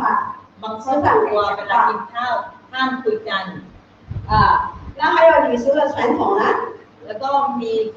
ประเพณีอะไรต่างๆที่ต้องวัฒนธรรม因为泰国的礼俗跟华人的礼俗有些不太一样ด้วยความที่คนไทยกับคนจีนนั้นประเพณีไม่เหมือนกัน那还有关系的互动แล้วก็มีความสัมพันธ์ที่เกิดขึ้น在家中呢只有爸爸说话的份女人不能说话ในบ้านนั้นพ่อพูดคำไหนคำนั้นแม่พูดอะไรก็ไม่มีความหมาย但是有时候有些家庭是妈妈说话爸爸不能说话แต่บางครอบครัวแม่พูดอะไรคำไหนคำนั้นพ่อพูดอะไรก็ไม่มีใครฟัง这样的情况都会影响到我们成长的环境ครอบครัวทั้ง2 ลักษณะนี้มีอิทธิพลต่อการเติบโตของเราทุกคน那当然就是说当我们将来我们要结婚的对象如果信仰不同的话也制造很多的冲突แต่ถ้าอนาคตข้างหน้าเราแต่งงานนะคะความเชื่อของเราแตกต่างกันก็จะมีปัญหาด้วย所以说我们人在家庭的塑造就是这几样的方式แล้วก็ทั้ง5 สิ่งนี้เป็นสิ่งที่สร้างคนคนนั้นให้เกิดขึ้นมา所以我们的沟通的方式影响到我们父母沟通方式การพูดจาการพูดคุยสื่อสารของพ่อแม่ก็มีอิทธิพลกับเราด้วย他们的价值观也影响到我们对钱的价值观ทัศนคติเรื่องเงินทองของพ่อแม่ก็มีอิทธิพลกับเราด้วย他们生活方式也在影响着我们รูปแบบชีวิตของพ่อแม่ก็มีอิทธิพลกับเราด้วย就传统的传承就是我们刚才讲的嘛家里的遗产就是给儿子女儿没有份那就是传统的承传แล้วก็ประเพณีการสืบทอดก็มีอิทธิพลก็คือให้ความสำคัญกับลูกชายมากกว่าลูกสาว你们今天在这里戒毒เราทุกคนอยู่ที่นี่ในเรื่องของมาบำบัดเรื่องของยาเสพติด有一个很好的时间在反思反省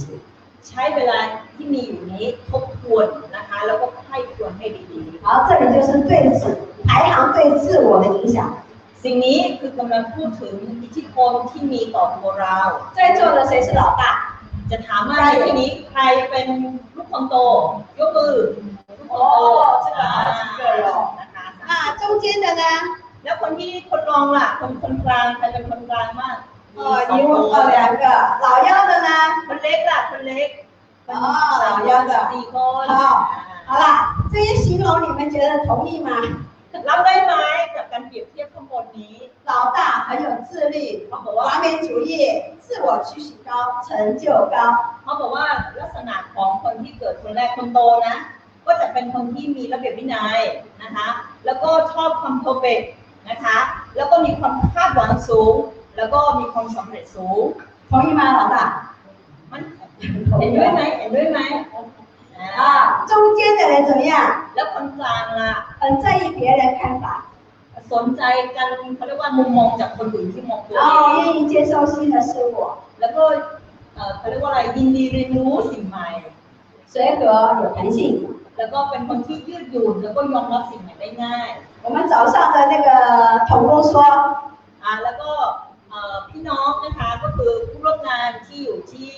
สาวกเขาบอกว่า他说他是中间的เขาบอกเขาเป็นคนกลาง永远穿旧衣服เขาใส่แต่เสื้อผ้ามือสองของพี่ตลอด对不对ใช่ไหมคนกลางใส่แต่เสื้อมือสองใช่ไหม老大永远穿新衣服เพราะว่าคนโตนี้ได้ใส่เสื้อใหม่ตลอดใช่หรือเปล่า对不对那老幺呢中间那个常常就穿旧衣服旧鞋子人家不要他就让你เสื้อผ้ามือสองบ้างล่ะรองเท้าที่พี่ชัยใส่มาแล้วโอ้โหคนที่สองก็รับมาหมดเลยนะคะ老幺呢แล้วคนเล็กอ่ะ老幺也穿新衣服嘛คนเล็กก็จะใส่เสื้อใหม่นะคะ因为老二穿旧衣服了没得穿了嘛所以妈妈在买新衣服给老幺穿了เพราะฉะนั้นคนที่สองเนี่ยเมื่อคนที่สองใส่เสื้อผ้าจนเก่าหมดแล้วคนเล็กก็จะได้ใส่เสื้อใหม่อีก所以呢公平嘛เป็นไงยุติธรรมไหม老大很高兴穿新衣服老幺很高兴穿新衣服然后中间看气而已คนโตกับคนเล็กเนาะได้ใส่แต่เสื้อใหม่นะคนกลางก็ได้แต่ของมือสองตลอดก็คือของที่ใช้แล้ว我们当中有人是独生子บางคนในนี้ของเราเป็นลูกคนเดียวใช่ไหมคะ没有มีใครที่เป็นลูกคนเดียวในนี้บ้างนอกจากน้องผู้หญิง没有ไม่มีเนาะ因为大部分在中国来的人大部分都是独生子女比较多แต่ถ้าหากว่าถ้าเราเป็นพี่น้องที่มาจากประเทศจีนเราก็จะเป็นลูกคนเดียวส่วนใหญ่因为独生子女呢集一生的宠爱在他身上เพราะความรักทั้งหมดในคนในครอบครัวก็มาอยู่ที่ลูกคนเดียวคนนี้阿公阿嬷给他ทั้งปู่ย่าตายาย外祖父外祖母给他แล้วก็โอ้ยทั้งญาติโกโหติกา爸爸妈妈给他แล้วก็พ่อแม่พี่น้อง阿公阿姨妈嫂都给他姑大伯全好ไม่ไป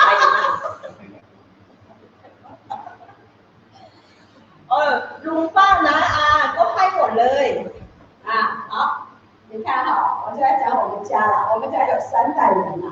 มาดูชาร์ตของอันนี้ครอบครัวของอาจารย์เองนะคะสำหรับตารางนี้我刚不是跟你讲吗我爸爸有外面有女人我妈妈外面有男人所以生下2个儿子都不是同一个父亲同一个母亲的嘛อย่างที่อาจารย์พูดถึงเมื่อกี้ก็คือว่าพ่อแม่ของอาจารย์นะคะต่างคนต่างก็มีครอบครัวใหม่แล้วก็มีลูกขึ้นมาอีกซึ่งก็คือทั้ง2คนที่ได้ก็เป็นลูกผู้ชาย但是再算上去的话แต่ถ้านับอีกขั้นหนึ่งอีกรุ่นหนึ่งขึ้นไป我的祖父母我爸爸这边的ทางปู่ก็คือทางปู่ย่าของอาจารย์นั้น我祖父有2个太太แล้วก็ปู่ก็มีภรรยา2คนด้วยกัน你看我爸爸也有2个太太แล้วก็คุณพ่อก็มีภรรยา2คน但是我的祖母呢有5个丈夫แต่ว่าย่าของอาจารย์นะคะมีสามีถึง5คนด้วยกัน很复杂เยอะแยะเลยเนาะ所以我的姑姑呢5个姑姑呢5不同的爸爸แล้วก็มีนะคะมีอาหญิง5คนที่มีพ่อที่แตกต่างกัน所以我们家很复杂เพราะฉะนั้นครอบครัวก็จะค่อนข้างวุ่นวาย为什么那么复杂呢ทำไมวุ่นวายขนาดนั้น因为我们家是从台湾来的เนื่องจากว่าครอบครัวดั้งเดิมก็คือเป็นคนไต้หวัน有些人还年轻还不知道บางคนวัยรุ่นอยู่ก็อาจจะไม่รู้在2次世界大战的时候เมื่อสงครามโลกครั้งที่2นั้น台湾被日本人统治50年แล้วก็ไต้หวันถูกปกครองโดยญี่ปุ่นถึง50ปี香港呢马来西亚只有3年半3年8个月แล้วก็ปกครองนะคะญี่ปุ่นปกครองนะคะทั้งมาเลฮ่องกงนะคะเอานั้นแค่3ปีกว่าเอง所以50年可以改变整个台湾的历史环境ทำให้50 ปีนะคะคนญี่ปุ่นที่อยู่ในประเทศไต้หวัน50 ปีเปลี่ยนหลายสิ่งหลายอย่างไป我们家是很特殊的家，แล้วก็ครอบครัวของอาจารย์ก็เป็นครอบครัวพิเศษ因为我的祖父呢去过日本读大学，เนื่องจากว่าคุณปู่นั้นเคยไปเรียนหนังสือที่ญี่ปุ่นมาก่อน所以日本军队呢就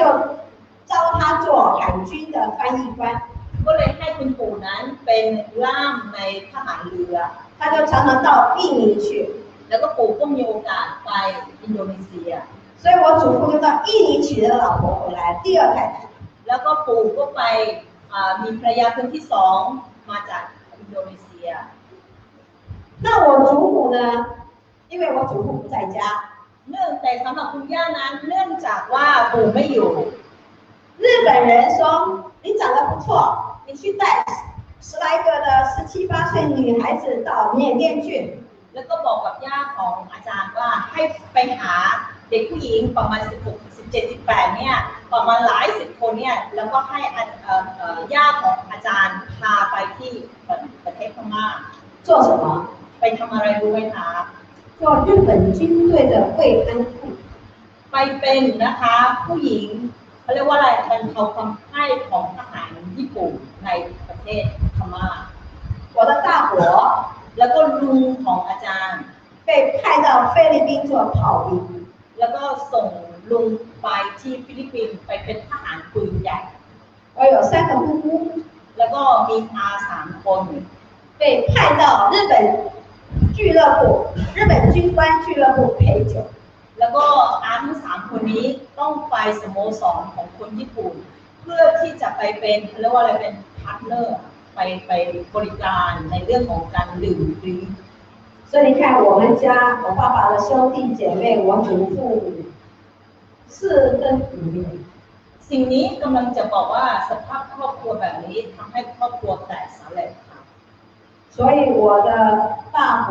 我的姑姑们婚姻全部破裂。ด้วยปัญหาแบบนี้ทำให้ความสัมพันธ์ในครอบครัวของทั้งลุงนะคะแล้วก็ทั้งอาเนี่ยครอบครัวมีปัญหาเรื่องของการแยกทางหมดเลย所以我们的家族就在这种情况之下，很多的事情发生。และเพราะว่าสภาพเรื่องหลังแบบนี้เองนะคะทำให้ครอบครัวนั้นมีปัญหามากมาย好，给你看我们的问题在这里。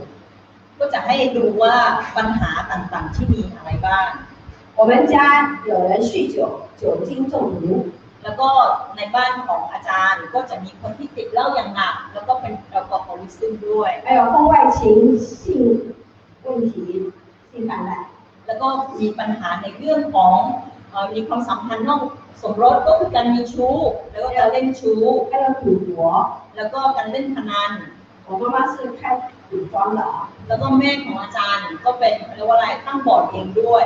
成龙也一起赌啊。แล้วก็เฉินหลงนะคะจิ๊กกี้ชานก็เคยไปเล่นบอร์ดที่นั่นด้วยนะคะ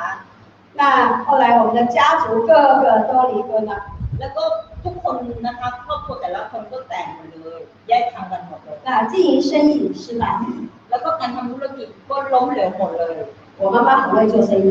แม่นั้นทำธุรกิจเก่งมาก但是常常失败。แต่ก็คือล้มเหลวตลอด最后一个，อย่างสุดท้าย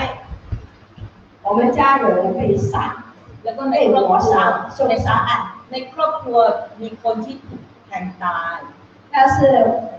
我爸爸的兄弟，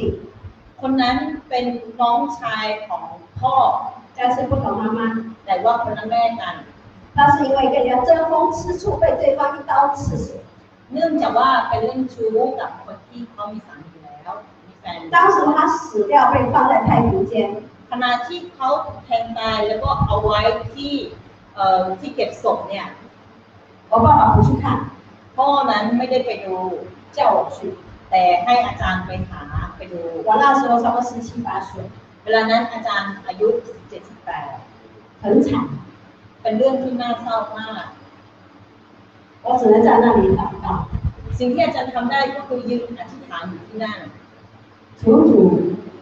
安慰我的祖母，ขอพระเจ้าที่จะทรงปลอบประโลมใจย่าของอาจารย์因为这个叔叔是我祖母祖父最爱的，เพราะว่าลูกคนนี้เป็นลูกที่รักของปู่กับย่าอย่างมาก所以弟兄姐妹， เพราะฉะนั้นพี่น้องทั้งหลาย你们家有这样子的情况吗？ เรามีปัญหาเรื่องครอบครัวแบบนี้หรือเปล่า我成长环境遇到那么多的事情，ครอบครัวของอาจารย์มีปัญหามากมายขนาดนี้自从我信了耶稣之后，หลังจากที่อาจารย์ได้เชื่อในพระเจ้า上帝帮助我突破这些的难关，และพระเจ้าก็ได้ให้อาจารย์สามารถที่จะฟันฝ่าอุปสรรคเหล่านี้มา我跟我姐姐信了耶稣之后，พี่สาวกับอาจารย์ได้เชื่อในพระเจ้า我们禁食祷告，พวกเขาได้อธิษฐานอดอาหารอธิษฐาน跟上帝说，แล้วก็บอกกับพระเจ้า我们家族那么不好看，不光彩。ในเมื่อครอบครัวของอาจารย์นั้นไม่น่าดูและก็ย่ำแย่ขนาดนี้但是我们跟上帝说，上帝你是要给我们丰盛的生命，แล้วก็ขอกับพระเจ้าว่าในเมื่อพระเจ้าเป็นพระเจ้าที่สมบูรณ์บริบูรณ์ขอให้ความสมบูรณ์บริบูรณ์นี้มาถึงครอบครัวอาจารย์ทั้งสองด้วย我们跟上帝祷告说，从今天开始，ก็ขอกับพระเจ้าว่าตั้งแต่วันนี้เป็นต้นไป我们奉耶稣的名，ในพระนามพระเยซูคริสต์เจ้า那些咒诅、คำสาปแช่งเหล่านั้น那些困难，และความยากลำบากเหล่านั้น这些都不要临到我这一代跟下一代跟下一代。ขอให้ไม่ต้องเผชิญกับความทุกข์ยากลำบากแล้วก็กับลูกของอาจารย์อีก你有盼望，เราทุกคนสามารถมีความหวัง你现在只是在戒毒，เวลานี้เราแค่มาในเรื่องของบำบัดยาอย่างเดี你ยว有盼望，เรายังมีความหวังอยู่只要你愿意承受得住，ขอให้คุณนั้นอดทนและฟันฝ่าและผ่านมันไปให้ได้跟上帝祷告，อธิษฐานกับพระเจ้า上帝给我力量，พระเจ้าประทานกำลังให้กับอาจารย์让我戒掉毒，ทำให้อาจารย์สามารถจะเลิกสิ่งเสพติดบางอย่างได้让你的下半身以主为主，แล้วก็ทำให้พระเจ้านั้นเป็นศูนย์กลางของคุณให้ได้ใน当你下定决心做的话，เมื่อคุณตัดสินใจทำสิ่งนี้上帝会帮你翻转，พระเจ้าจะพลิกชีวิตของคุณ你的生命会翻着新的一页，ชีวิตของคุณจะเปลี่ยนไปรูปแบบใหม่你愿意吗？เราที่จะให้เป็นแบบนั้นไหมล่ะ当我这样祷告的时候，เมื่ออาจารย์อธิษฐานลักษณะนี้上帝的祝福会临到，พระพรของพระเจ้าต้องมาถึงครอบครัวของอาจารย์因为这些所发生的事情，สิ่งต่างๆที่เกิดขึ้นทั้งหมดในนี้不是在我这一代，ไม่ได้อยู่ที่รุ่นของอาจารย์นะ是我上一代在上一代。สิ่งที่ทั้งหมดที่พูดถึงนี้คือรุ่นของพ่อแม่ทั้งนั้นเลย有些时候我们会说上一代做过什么事情，下一代也会做。บางคนเราก็จะเห็นว่ารุ่นที่ผ่านมาทำอะไรรุ่นนี้ก็จะทำตาม但是我可以祷告说，主啊，上一代做不好的事情，不要临到我这一代。เราสามารถอธิษฐานกับพระเจ้าว่าสิ่งที่ไม่ดีรุ่นที่ผ่านมาไม่ดีขอรุ่นนี้ไม่ให้เกิดขึ้นเราขอแบบนี้กับพระเจ้าได้นะ你这样祷告的时候，上帝得胜，你也得胜。ขณะที่เราอธิษฐานแบบนี้พระเจ้าประทานชัยชนะให้กับเราอย่างแน่นอน那你的生命就可以翻转，ชีวิตของเขาจะเปลี่ยนไป所以我们这样祷告的时候，我们有信心了。เมื่อเราอธิษฐานในแบบนี้เราจะมีความหวัง我们选定耶稣做我生命的主，我家的主。เพราะว่าอาจารย์ได้เลือกให้พระเยซูนั้นเป็นศูนย์กลางในชีวิตครอบครัวของอาจารย์事实上，我的先生呢，他爸爸也是有2个太太。จริงๆแล้วนะคะสามีของก็คืออาจารย์เจมส์ครอบครัวของอาจารย์เจมส์นะคะก็มีแม่2 คนเหมือนกัน我们都是破碎家庭，ทั้ง2 ครอบครัวนี้เป็นครอบครัวที่แตกแยก在人看来是没有盼望。ถ้ามองจากทัศนคติของคนทั่วไปดูครอบครัวทั้ง2 ครอบครัวนี้ไม่มีความหวังแล้ว但是我们跟上帝说，แต่เราบอกกับพระเจ้าว่า我们在结婚前，我们就要好好祷告，为我们的婚姻来祷告。ก่อนที่ทั้ง2 ท่านจะแต่งงานกันเขาได้ตกลงกันในการอธิษฐานเกิดการสร้างครอบครัวใหม่我们宣告说，我父母的离婚不会临到我这一代。เขาประกาศต่อหน้าองค์พระผู้เป็นเจ้าว่าขอให้การเลิกลาทั้งหลายที่เคยเกิดขึ้นกับพ่อแม่นั้นไม่ตกมาอยู่ที่ครอบครัวของอาจารย์ทั้ง2那个咒诅停住，การสาปแช่งเหล่านั้นหยุดตรงนั้น求主化咒诅为祝福。ขอพระเจ้าทรงเปลี่ยนคำแช่งสาปเหล่านั้นให้กลายเป็นพระพร上帝翻转，พระเจ้าทรงพลิกชีวิตทั้งหมดเลย虽然说我跟牧师婚姻结婚了37年，ถึงแม้ว่าการใช้ชีวิตคู่ของอาจารย์กับอาจารย์เจมส์เป็นเวลาถึง37 ปี神的保守，และพระเจ้าก็ปกป้องและคุ้มครองทั้ง2 ท่าน我的婚姻生活见证主的荣耀。และการใช้ชีวิตคู่ของทั้ง2นั้นก็เป็นพระพรและก็เป็นพยาน但是虽然主祝福我们，神要让牧师先安息了，先接他回天家。ถึงแม้ว่าพระเจ้าได้อวยพรสำหรับชีวิตครอบครัวแต่ว่าพระเจ้าก็ได้รับอาจารย์เจมส์กลับไปแผ่นดินสวรรค์ก่อน他去年9月被主接走。ปีที่แล้วช่วงกันยายนนะคะอาจารย์เจมส์ได้กลับไปอยู่กับพระเจ้าแล้ว有人说，哎，你没有悲哀吗？ บางคนก็ถามอาจารย์ว่าอาจารย์ไม่เศร้าเหรอ 我说少， อาจารย์ก็ตอบว่าเศร้านะ 但是少1个月了， ก็เต็มที่ให้1 เดือน 因为我知道他已经在天父那里。 เพราะอาจารย์ซินดี้รู้ว่าอาจารย์เจมส์ตอนนี้อยู่ที่แผ่นดินของพระเจ้า 我今年65岁， อาจารย์ปีนี้65แล้ว 我跟上帝祷告， ก็อธิษฐานกับพระเจ้าว่า 上帝容许我再活20年的话， ขอเวลาอีก20 ปีได้ไหม 我继续为主而活。 ขอเรียกว่าอะไรใช้ชีวิตเพื่อพระเจ้า 你们都很年轻， เราทุกคนที่นี่นั้นยังวัยรุ่นมาก 不只为自己活， ไม่เพียงแต่ใช้ชีวิตเพื่อตัวเอง 不是为父母活， ไม่ใช่ว่าใช้ชีวิตเพื่อพ่อแม่ 为神而活。 แต่ใช้ชีวิตเพื่อพระเจ้า 有信心吗？ เรามีความเชื่ออย่างนั้นไหม 有吗？ มีไหม 阿门。 มีนะอาเมน 啊，互相祝福， ให้คน 为 ไท 上 ย 帝祝福，为上帝而活。 ใช้ชีวิตเพื่อพระเจ้าบอกกับคนข้างๆเราใช้ชีวิตเพื่อพระเจ้า ใช้ชีวิตเพื่อพระเจ้า 活得好，活得美， ให้ชีวิตใช้ให้ดีที่สุดเลย 上帝会赐福你们。 พระเจ้าจะอวยพรเราทุกคน 所以当我2个女儿出生后， เมื่อลูกสาวของอาจารย์เกิดมา 牧师说我不用儿子也可以， อาจารย์เจมส์บอกว่าฉันไม่มีลูกใช้ก็ไม่เป็นไร 因为我会娶2个女婿回来， เพราะว่าฉันจะมีลูกเขยเพิ่มอีก2 คน 这2个女婿就是我的儿子。 และทั้งลูกชายลูกเขยทั้ง2นี้ก็จะเป็นลูกชายของฉัน 上帝给我2个外国女婿， พระเจ้าประทานลูกเขยต่างชาติให้กับอาจารย์เจมส์และก็อาจารย์ซินดี้ถึง2 คน 老二嫁给美国人， คนเล็กนะคะแต่งงานกับคนอเมริกัน 老大嫁给瑞士人， แล้วคนโตแต่งงานกับคนสวิตเซอร์แลนด์ 我们全球啊， ก็เป็นครอบครัวนานาชาตินะคะ 欧洲、美洲、亚洲，好版。 ทั้งยุโรปแล้วก็ทั้งอเมริกาแล้วก็เอเชียเนาะรวมกัน 他们2位女婿都很爱主， แล้วก็ลูกเขยทั้ง2 คนก็รักพระเจ้ามาก 你知道吗？他们要来追我女儿的时候， เรารู้ไหมว่าตอนที่ลูกเขยทั้ง2นี้มาจีบลูกสาวของอาจารย์ 一个从外国飞到泰国来，请求我们同意，他要追我女儿。 เขาบินมาจากต่างประเทศเพื่อมาขออนุญาตกับอาจารย์ซินดี้ว่าขอพบกับลูกสาวอาจารย์ได้ไหม 他说要父母祝福我才能跟你女儿谈恋爱。 คนคนนั้นคือลูกเขยคนนั้นว่าที่ลูกเขยคนนั้นให้เหตุผลว่าเขาจะต้องรับการอนุญาตและการอวยพรจากอาจารย์ซินดี้เขาถึงจะพบกับลูกสาวได้ 当然我说哇，你这个态度我很欣赏。OK， เมื่ออาจารย์เห็นว่าเขาให้เกียรติอาจารย์ก็เลยอนุญาตให้พวกเขาพบกัน 因为这位二女婿呢， เพราะลูกเขยคนเล็กเนาะ 他是美国人，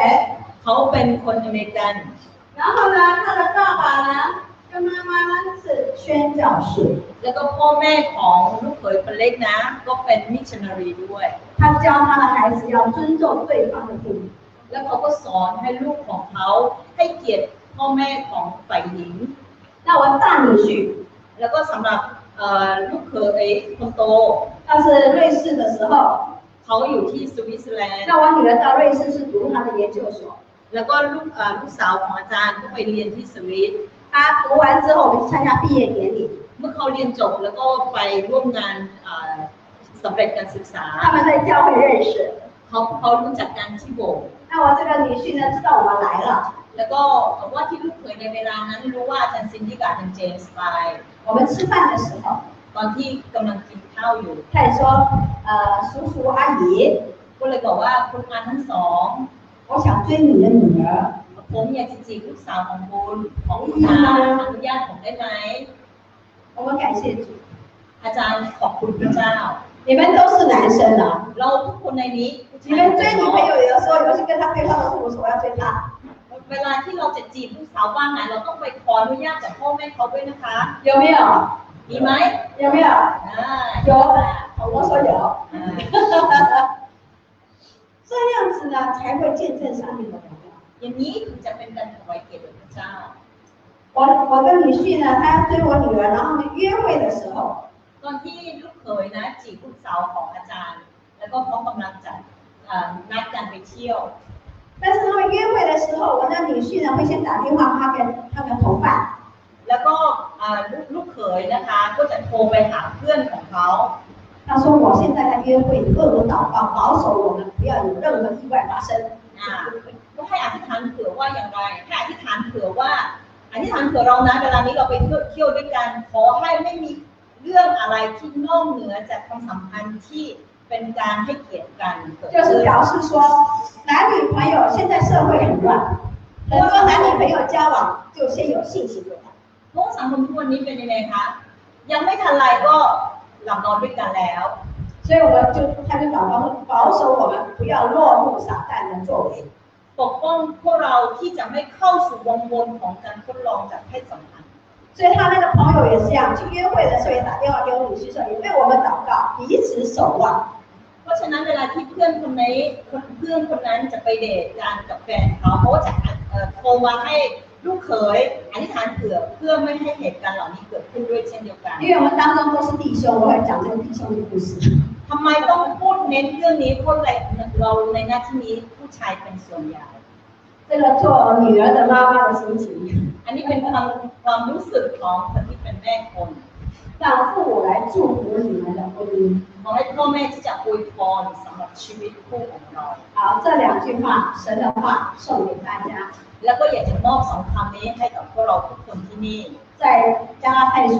กาลาเทียบทที่5ข้อที่1 5章1节跟5章13节。 ก็คือกาลาเทียบทที่5ข้อที่1แล้วก็ข้อที่13如果看中文的话，可以先读，然后泰文的话可以再读一次。คนที่อ่านภาษาจีนอ่านเปิดแล้วอ่านก่อนเลยนะคะแล้วก็เดี๋ยวค่อยอ่านภาษาไทยด้วยกัน 好，靠着主得真正的自由，一起来读好吗？请。基督释放了我们，叫我们得以自由，所以要站立的门，不要再被掳的恶辖制。弟兄们，你们蒙召是要得自由，只是不可将你们的自由当作放纵情欲的机会，总要用爱心互相服侍。 เรามาอ่านด้วยกันนะคะกาลาเทียบทที่5ข้อที่1เชิญนะคะเพื่อเสรีภาพนั้นเองพระคริสต์จึงได้ทรงให้เราเป็นไทยเพราะฉะนั้นจงตั้งมั่นและอย่าเข้าเทียมแอบของการเป็นทาสเลยข้อที่13นะคะดูด้วยกันพี่น้องทั้งหลายเพราะว่าท่านถูกเรียกให้มีเสรีภาพขอแต่เพียงอย่าถือโอกาสใช้เสรีภาพเพื่อทำตามเนื้อหนังแต่จงรับใช้กันและกันด้วยความรักเถิด 所以你们今天是从真理当中得自由。 เพราะฉะนั้นเราในทุกวันนี้คือคนที่ได้เสรีภาพในความจริง 但是得自由呢，是要用爱心互相服侍。 เพราะการที่จะได้รับการที่จะมีเสรีภาพภายใต้ความจริงก็ต้องใช้ความรักในการที่จะทำสิ่งเหล่านี้ 不是把自由当作放纵情欲的机会。 แต่ไม่ใช่ว่าใช้เสรีภาพในการที่จะทำตามเนื้อหนังของตัวเอง 好，最后呢，把这个祷告文送给大家。 สุดท้ายนี้อยากจะมอบคำอธิษฐานนี้ตัวอย่างคำอธิษฐานนี้ให้กับเราทุกคน 我刚刚跟你讲我家庭的背景， เมื่อกี้อาจารย์พูดถึงเรื่องหลังครอบครัวของอาจารย์ 因为我这家庭背景导致我里头很多的发怨言、发誓。 เนื่องจากว่าสภาพครอบครัวแบบนี้ทำให้อาจารย์นะคะมีการเรียกว่าอะไรมีความขมขื่นแล้วก็มีการสาบทสาบานเกิดขึ้น 因为我说我不要像我爸爸这样，我不要像我妈妈那样。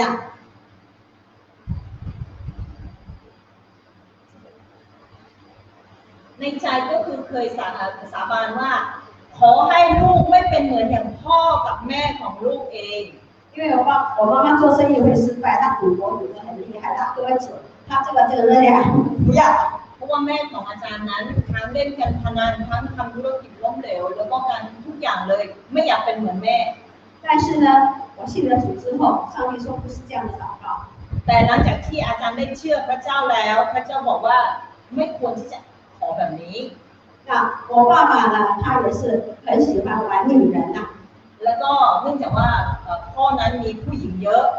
但是呢，我也祷告说主啊，你保守我。 แล้วก็อาจารย์ก็ได้อธิษฐานกับพระเจ้าว่าพระองค์เจ้าค่ะขอพระเจ้าปกป้องอาจารย์ 我讲这个不是说我爸爸妈妈不好， สิ่งที่อาจารย์พูดแบบนี้ไม่ใช่จะบอกว่าพ่อแม่ไม่ดี 他们对我很好。 พ่อแม่ก็ดีกับอาจารย์ 我说的是要见证神怎么样在我们这种的环境当中，神还是做那美好的事情。 สิ่งที่อาจารย์พูดนี้เพื่อที่จะเป็นพยานว่าถึงแม้ว่าสภาพครอบครัวเบื้องหลังเป็นแบบนี้ แต่พระเจ้าทำสิ่งที่แตกต่างอย่างสิ้นเชิง 我父母容许我做他的见证。 พ่อแม่อนุญาตให้อาจารย์ซินดี้ในการที่จะเป็นพยานเรื่องราวของพวกเขา 后来我的父母他们都归主了， แล้วก็พ่อแม่ของอาจารย์ที่สุดก็ได้มีการต้อนรับพระเยซูเป็นพระผู้ช่วยในรอด 他们30几年从来不说话， พวกเขา30กว่าปีที่พวกเขาไม่คุยกัน 在他们要过世之前几年前，他们互相认罪、互相饶恕、互相接纳，对不对？ ก่อนที่ทั้งสองท่านจะเสียชีวิตนั้นอีกประมาณ 2-3 ปีพวกเขามีการคืนดีกันให้อภัยกันแล้วก็ปลดปล่อยซึ่งกันและกัน 上帝可以做奇妙的工作， พระเจ้าทำเรื่องการอัศจรรย์ได้ 所以这个祷告呢，就送给大家，你可以祷告说：我奉主的名破除我内在曾经发过什么的誓言。 คำอธิษฐานตัวอย่างนี้ก็เลยอยากจะมอบให้กับพวกเราว่าในพระนามพระเยซูคริสต์เจ้าขอทำลาย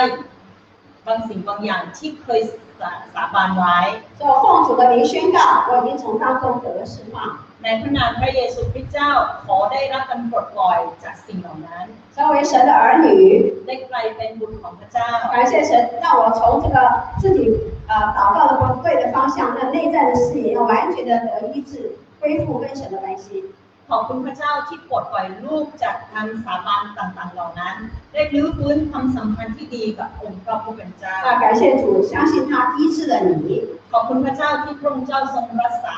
ตัวของข้าพเจ้า 释放了你我， ปลดปล่อยเราทุกคนแล้ว 不再受他辖制， เราจะไม่อยู่ใต้การบังคับของสิ่งเหล่านั้นอีก 要靠着主呢结出那节制的果子。 แล้วก็พึ่งพาในพระคุณของพระเจ้าเกิดผลแห่งความดีนั้นเกิดขึ้น 好，这个决议了。 อันนี้เป็นสิ่งที่สรุป 我们讲的原生家庭影响你很多， เราจะพูดถึงว่าครอบครัวดั้งเดิมของเรานั้นมีอิทธิพลกับเรามาก 但是不要把原生家庭当作不肯成长。 แต่ก็อย่าใช้คำพูดที่ว่าครอบครัวดั้งเดิมนั้นเป็นแค่คำกล่าวอ้างที่จะไม่เปลี่ยนแปลงอะไร 不肯改变的借口。 แล้วก็การเป็นแล้วก็อะไรเป็นคำอ้างในการที่จะไม่เปลี่ยนแปลง 因为你的幸福快乐掌握在自己的手中。就给你买床。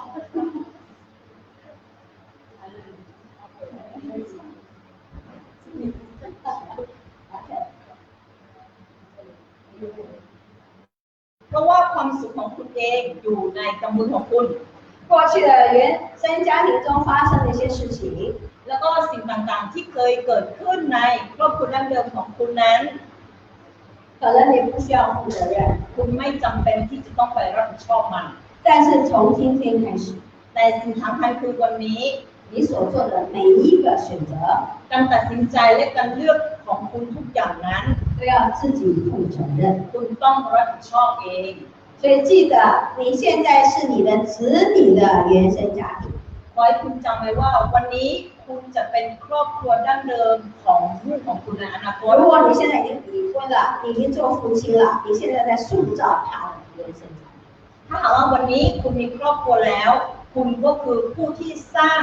ครอบครัวดั้งเดิมให้กับลูกของคุณในวัน 你 นี้ 在重新创造一个新的文化。 คุณกำลังสร้างวัฒนธรรมใหม่ให้กับครอบครัวของลูก 所以过去的不对的事情不要持续下去。 สิ่งที่ผ่านพ้นมาเป็นสิ่งที่ผิดพลาดอย่าให้มันดำเนินต่อไป 过去好的祝福， และสิ่งดีที่เคยเกิดขึ้นในอดีต 得把它传承下去。 แล้วก็ให้สืบทอดต่อไปด้วย 虽然我爸爸对我很严格， ถึงแม้ว่าคุณพ่อนั้นจะเข้มงวดกับอาจารย์อย่างมาก 但是他很爱我。 แต่ก็รู้ว่าพ่อนั้นรักลูกมาก 他知道我们需要地方住，他说他跟我妈妈离婚，但是他买个房子给我们住。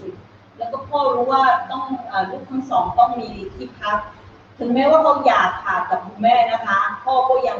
ซื้อบ้านหลังหนึ่งให้อาจารย์เขาอยู่ 他他说他的问题是他跟我妈妈的问题， เขาบอกว่าปัญหาของเขากับแม่นะไม่ได้แค่กับลูก 但是你们是我的女儿， แล้วก็ทั้งสองคนก็เป็นลูกของพ่อ 我有责任对你们交代。 พ่อก็บอกว่าพ่อมีความรับผิดชอบในการมีหน้าที่ในการที่จะต้องรับผิดชอบ 所以到后来，我跟我爸爸变成好朋友， แล้ว 不 ก็ 是父女的关系而已。 เพราะฉะนั้นเนี่ยความสัมพันธ์ของอาจารย์กับคุณพ่อก็เหมือนเป็นเพื่อนกันเลย 我妈妈也是一样， กับแม่ก็เหมือนกัน 所以等于说我们要建立好的家庭。 การที่เราจะสร้างครอบครัวที่ดีให้เกิดขึ้นนั้น 可能你出生的家庭带给你很多的问题， ครอบครัวที่คุณเกิดมานั้นอาจจะสร้างปัญหาให้คุณอย่างมากในเวลานี้ 导致可能你一气之下，或者是不同的方式你碰到瓶颈。 แล้วก็บางครั้งอาจจะบางเรื่องราวคำพูดบางอย่างทำให้คุณนั้นรู้สึกระเบิดออกมา 我也相信你今天选择来到这里戒毒， และเชื่อว่าการที่คุณตัดสินใจแล้วก็มาบำบัดที่แห่งนี้ 我相信你们一定做了一个很好的选择。 อาจารย์เชื่อว่าเราได้ตัดสินใจถูกต้องแล้วได้เลือกสิ่งที่ดีแล้ว 你们已经把一个门走向幸福的门打开了。 เพราะว่าคุณได้เปิดประตูที่จะเป็นพระพรและที่มีความสุขให้กับตัวคุณเองแล้ว 坚持走下去， อดทนแล้วก็เดินต่อไปให้จบเส้ 你 น 们就 ทาง 可以得胜， แล้วคุณก็จะมีชัยชนะ 也可以蒙福， และคุณก็จะได้รับพระพรด้ว 也 ย 可以享受上帝的祝福。 และคุณก็จะได้รับพระพรที่มาจากพระเจ้าด้วย 好，我们一起来祷告。 ให้เราอธิษฐานร่วมกัน 主耶稣，我们感谢赞美你。 พระเยซูเราขอบคุณและสรรเสริญพระองค์ 我们人的话说了， เราได้พูดตามอย่างมนุษย์พูด 但是我们做了见证， แต่เราได้เป็นพยานในองค์พระผู้เป็นเจ้า 让我们相信你爱所有的人。 พระองค์เจ้าค่ะเรารู้ว่าพระองค์เจ้าทรงรักทุกคน 我们的这些弟兄们来到这里戒毒， และพี่น้องของเราได้มาอยู่ที่นี่เพื่อบำบัด 主要我相信他们做了一个决定， เราเชื่อว่าพวกเขาได้ทำการตัดสินใจแล้ว 他们要往前走， พวกเขาจะเดินต่อไป 他们不再后退， และพวกเขาจะไม่ถอยหลังอีก 他们不再回头， และพวกเขาจะไม่หันหลังกลับ 因为你应许他们， พระองค์เจ้าทรงสัญญากับพวกเขาแล้ว 旧事已过， สิ่งเก่าๆก็ล่วงไป 一切都要过去， นี่เนี่ยกลายเป็นสิ่งใหม่ทั้งนั้น 要变成新的， และพวกเขาก็จะกลายเป็นสิ่งใหม่ 让我们成为新造的人， และกลายเป็นบุคคลใหม่ 让我们开始经历那丰盛的生命。 แล้วพวกเขาจะมีชีวิตที่สมบูรณ์บริบูรณ์ 可能撒旦要来塞我们， และซาตานอาจจะล่อลวงเรา 可能要让我们再失败， แล้วก็ทำให้เราล้มเหลว 但是主啊，你帮助他们依靠你， แต่พระองค์เจ้าค่ะพระองค์จะช่วยให้พวกเขานั้น 紧紧抓着你， คว้าองค์พระผู้เป็นเจ้าไว้ 让你经历到说，主啊，让他们经历到说你是爱他们的，你赦免他们的过犯， ให้พวกเขามีประสบการณ์ว่าพระองค์เจ้านั้นรักพวกเขาขนาดไหน 你为每个人有生命美好的计划， พระองค์มีแผนการที่ดีต่อชีวิตของพวกเขา 求主帮助他们，给他们力量， ขอพระเจ้าประทานกำลังให้กับพวกเขาด้วย 给他们胜过现在的处境， และให้พวกเขานั้นมีชัยชนะต่อสภาพการในเวลานี้ 不只是得胜， ไม่เพียงแต่มีชัยชนะ 还要得胜有余。 แล้วก็ชัยชนะอย่างเรื่อยๆด้ 主 วย 啊，我们谢谢你， พระองค์เจ้าค่ะเราขอบคุณพระองค์ 我们也祝福在座的同工们。 เราขออวยพรสำหรับผู้ร่วมงานทั้งหลาย 主啊，他们有个宣教的意向来到这儿服侍， พวกเขามีวิสัยทัศน์ในเรื่องของมิชชั่น 我奉耶稣的名来祝福他跟他们的家人， ในพระนามขององค์พระเยซูคริสต์เจ้าจะอธิษฐานขอพระพรเช่นนี้ 也差派了你的使者来照顾他们全家，保守他们平安。 พระเจ้าจะทรงพูดของพระองค์ที่จะดูแลครอบครัวของพวกเขา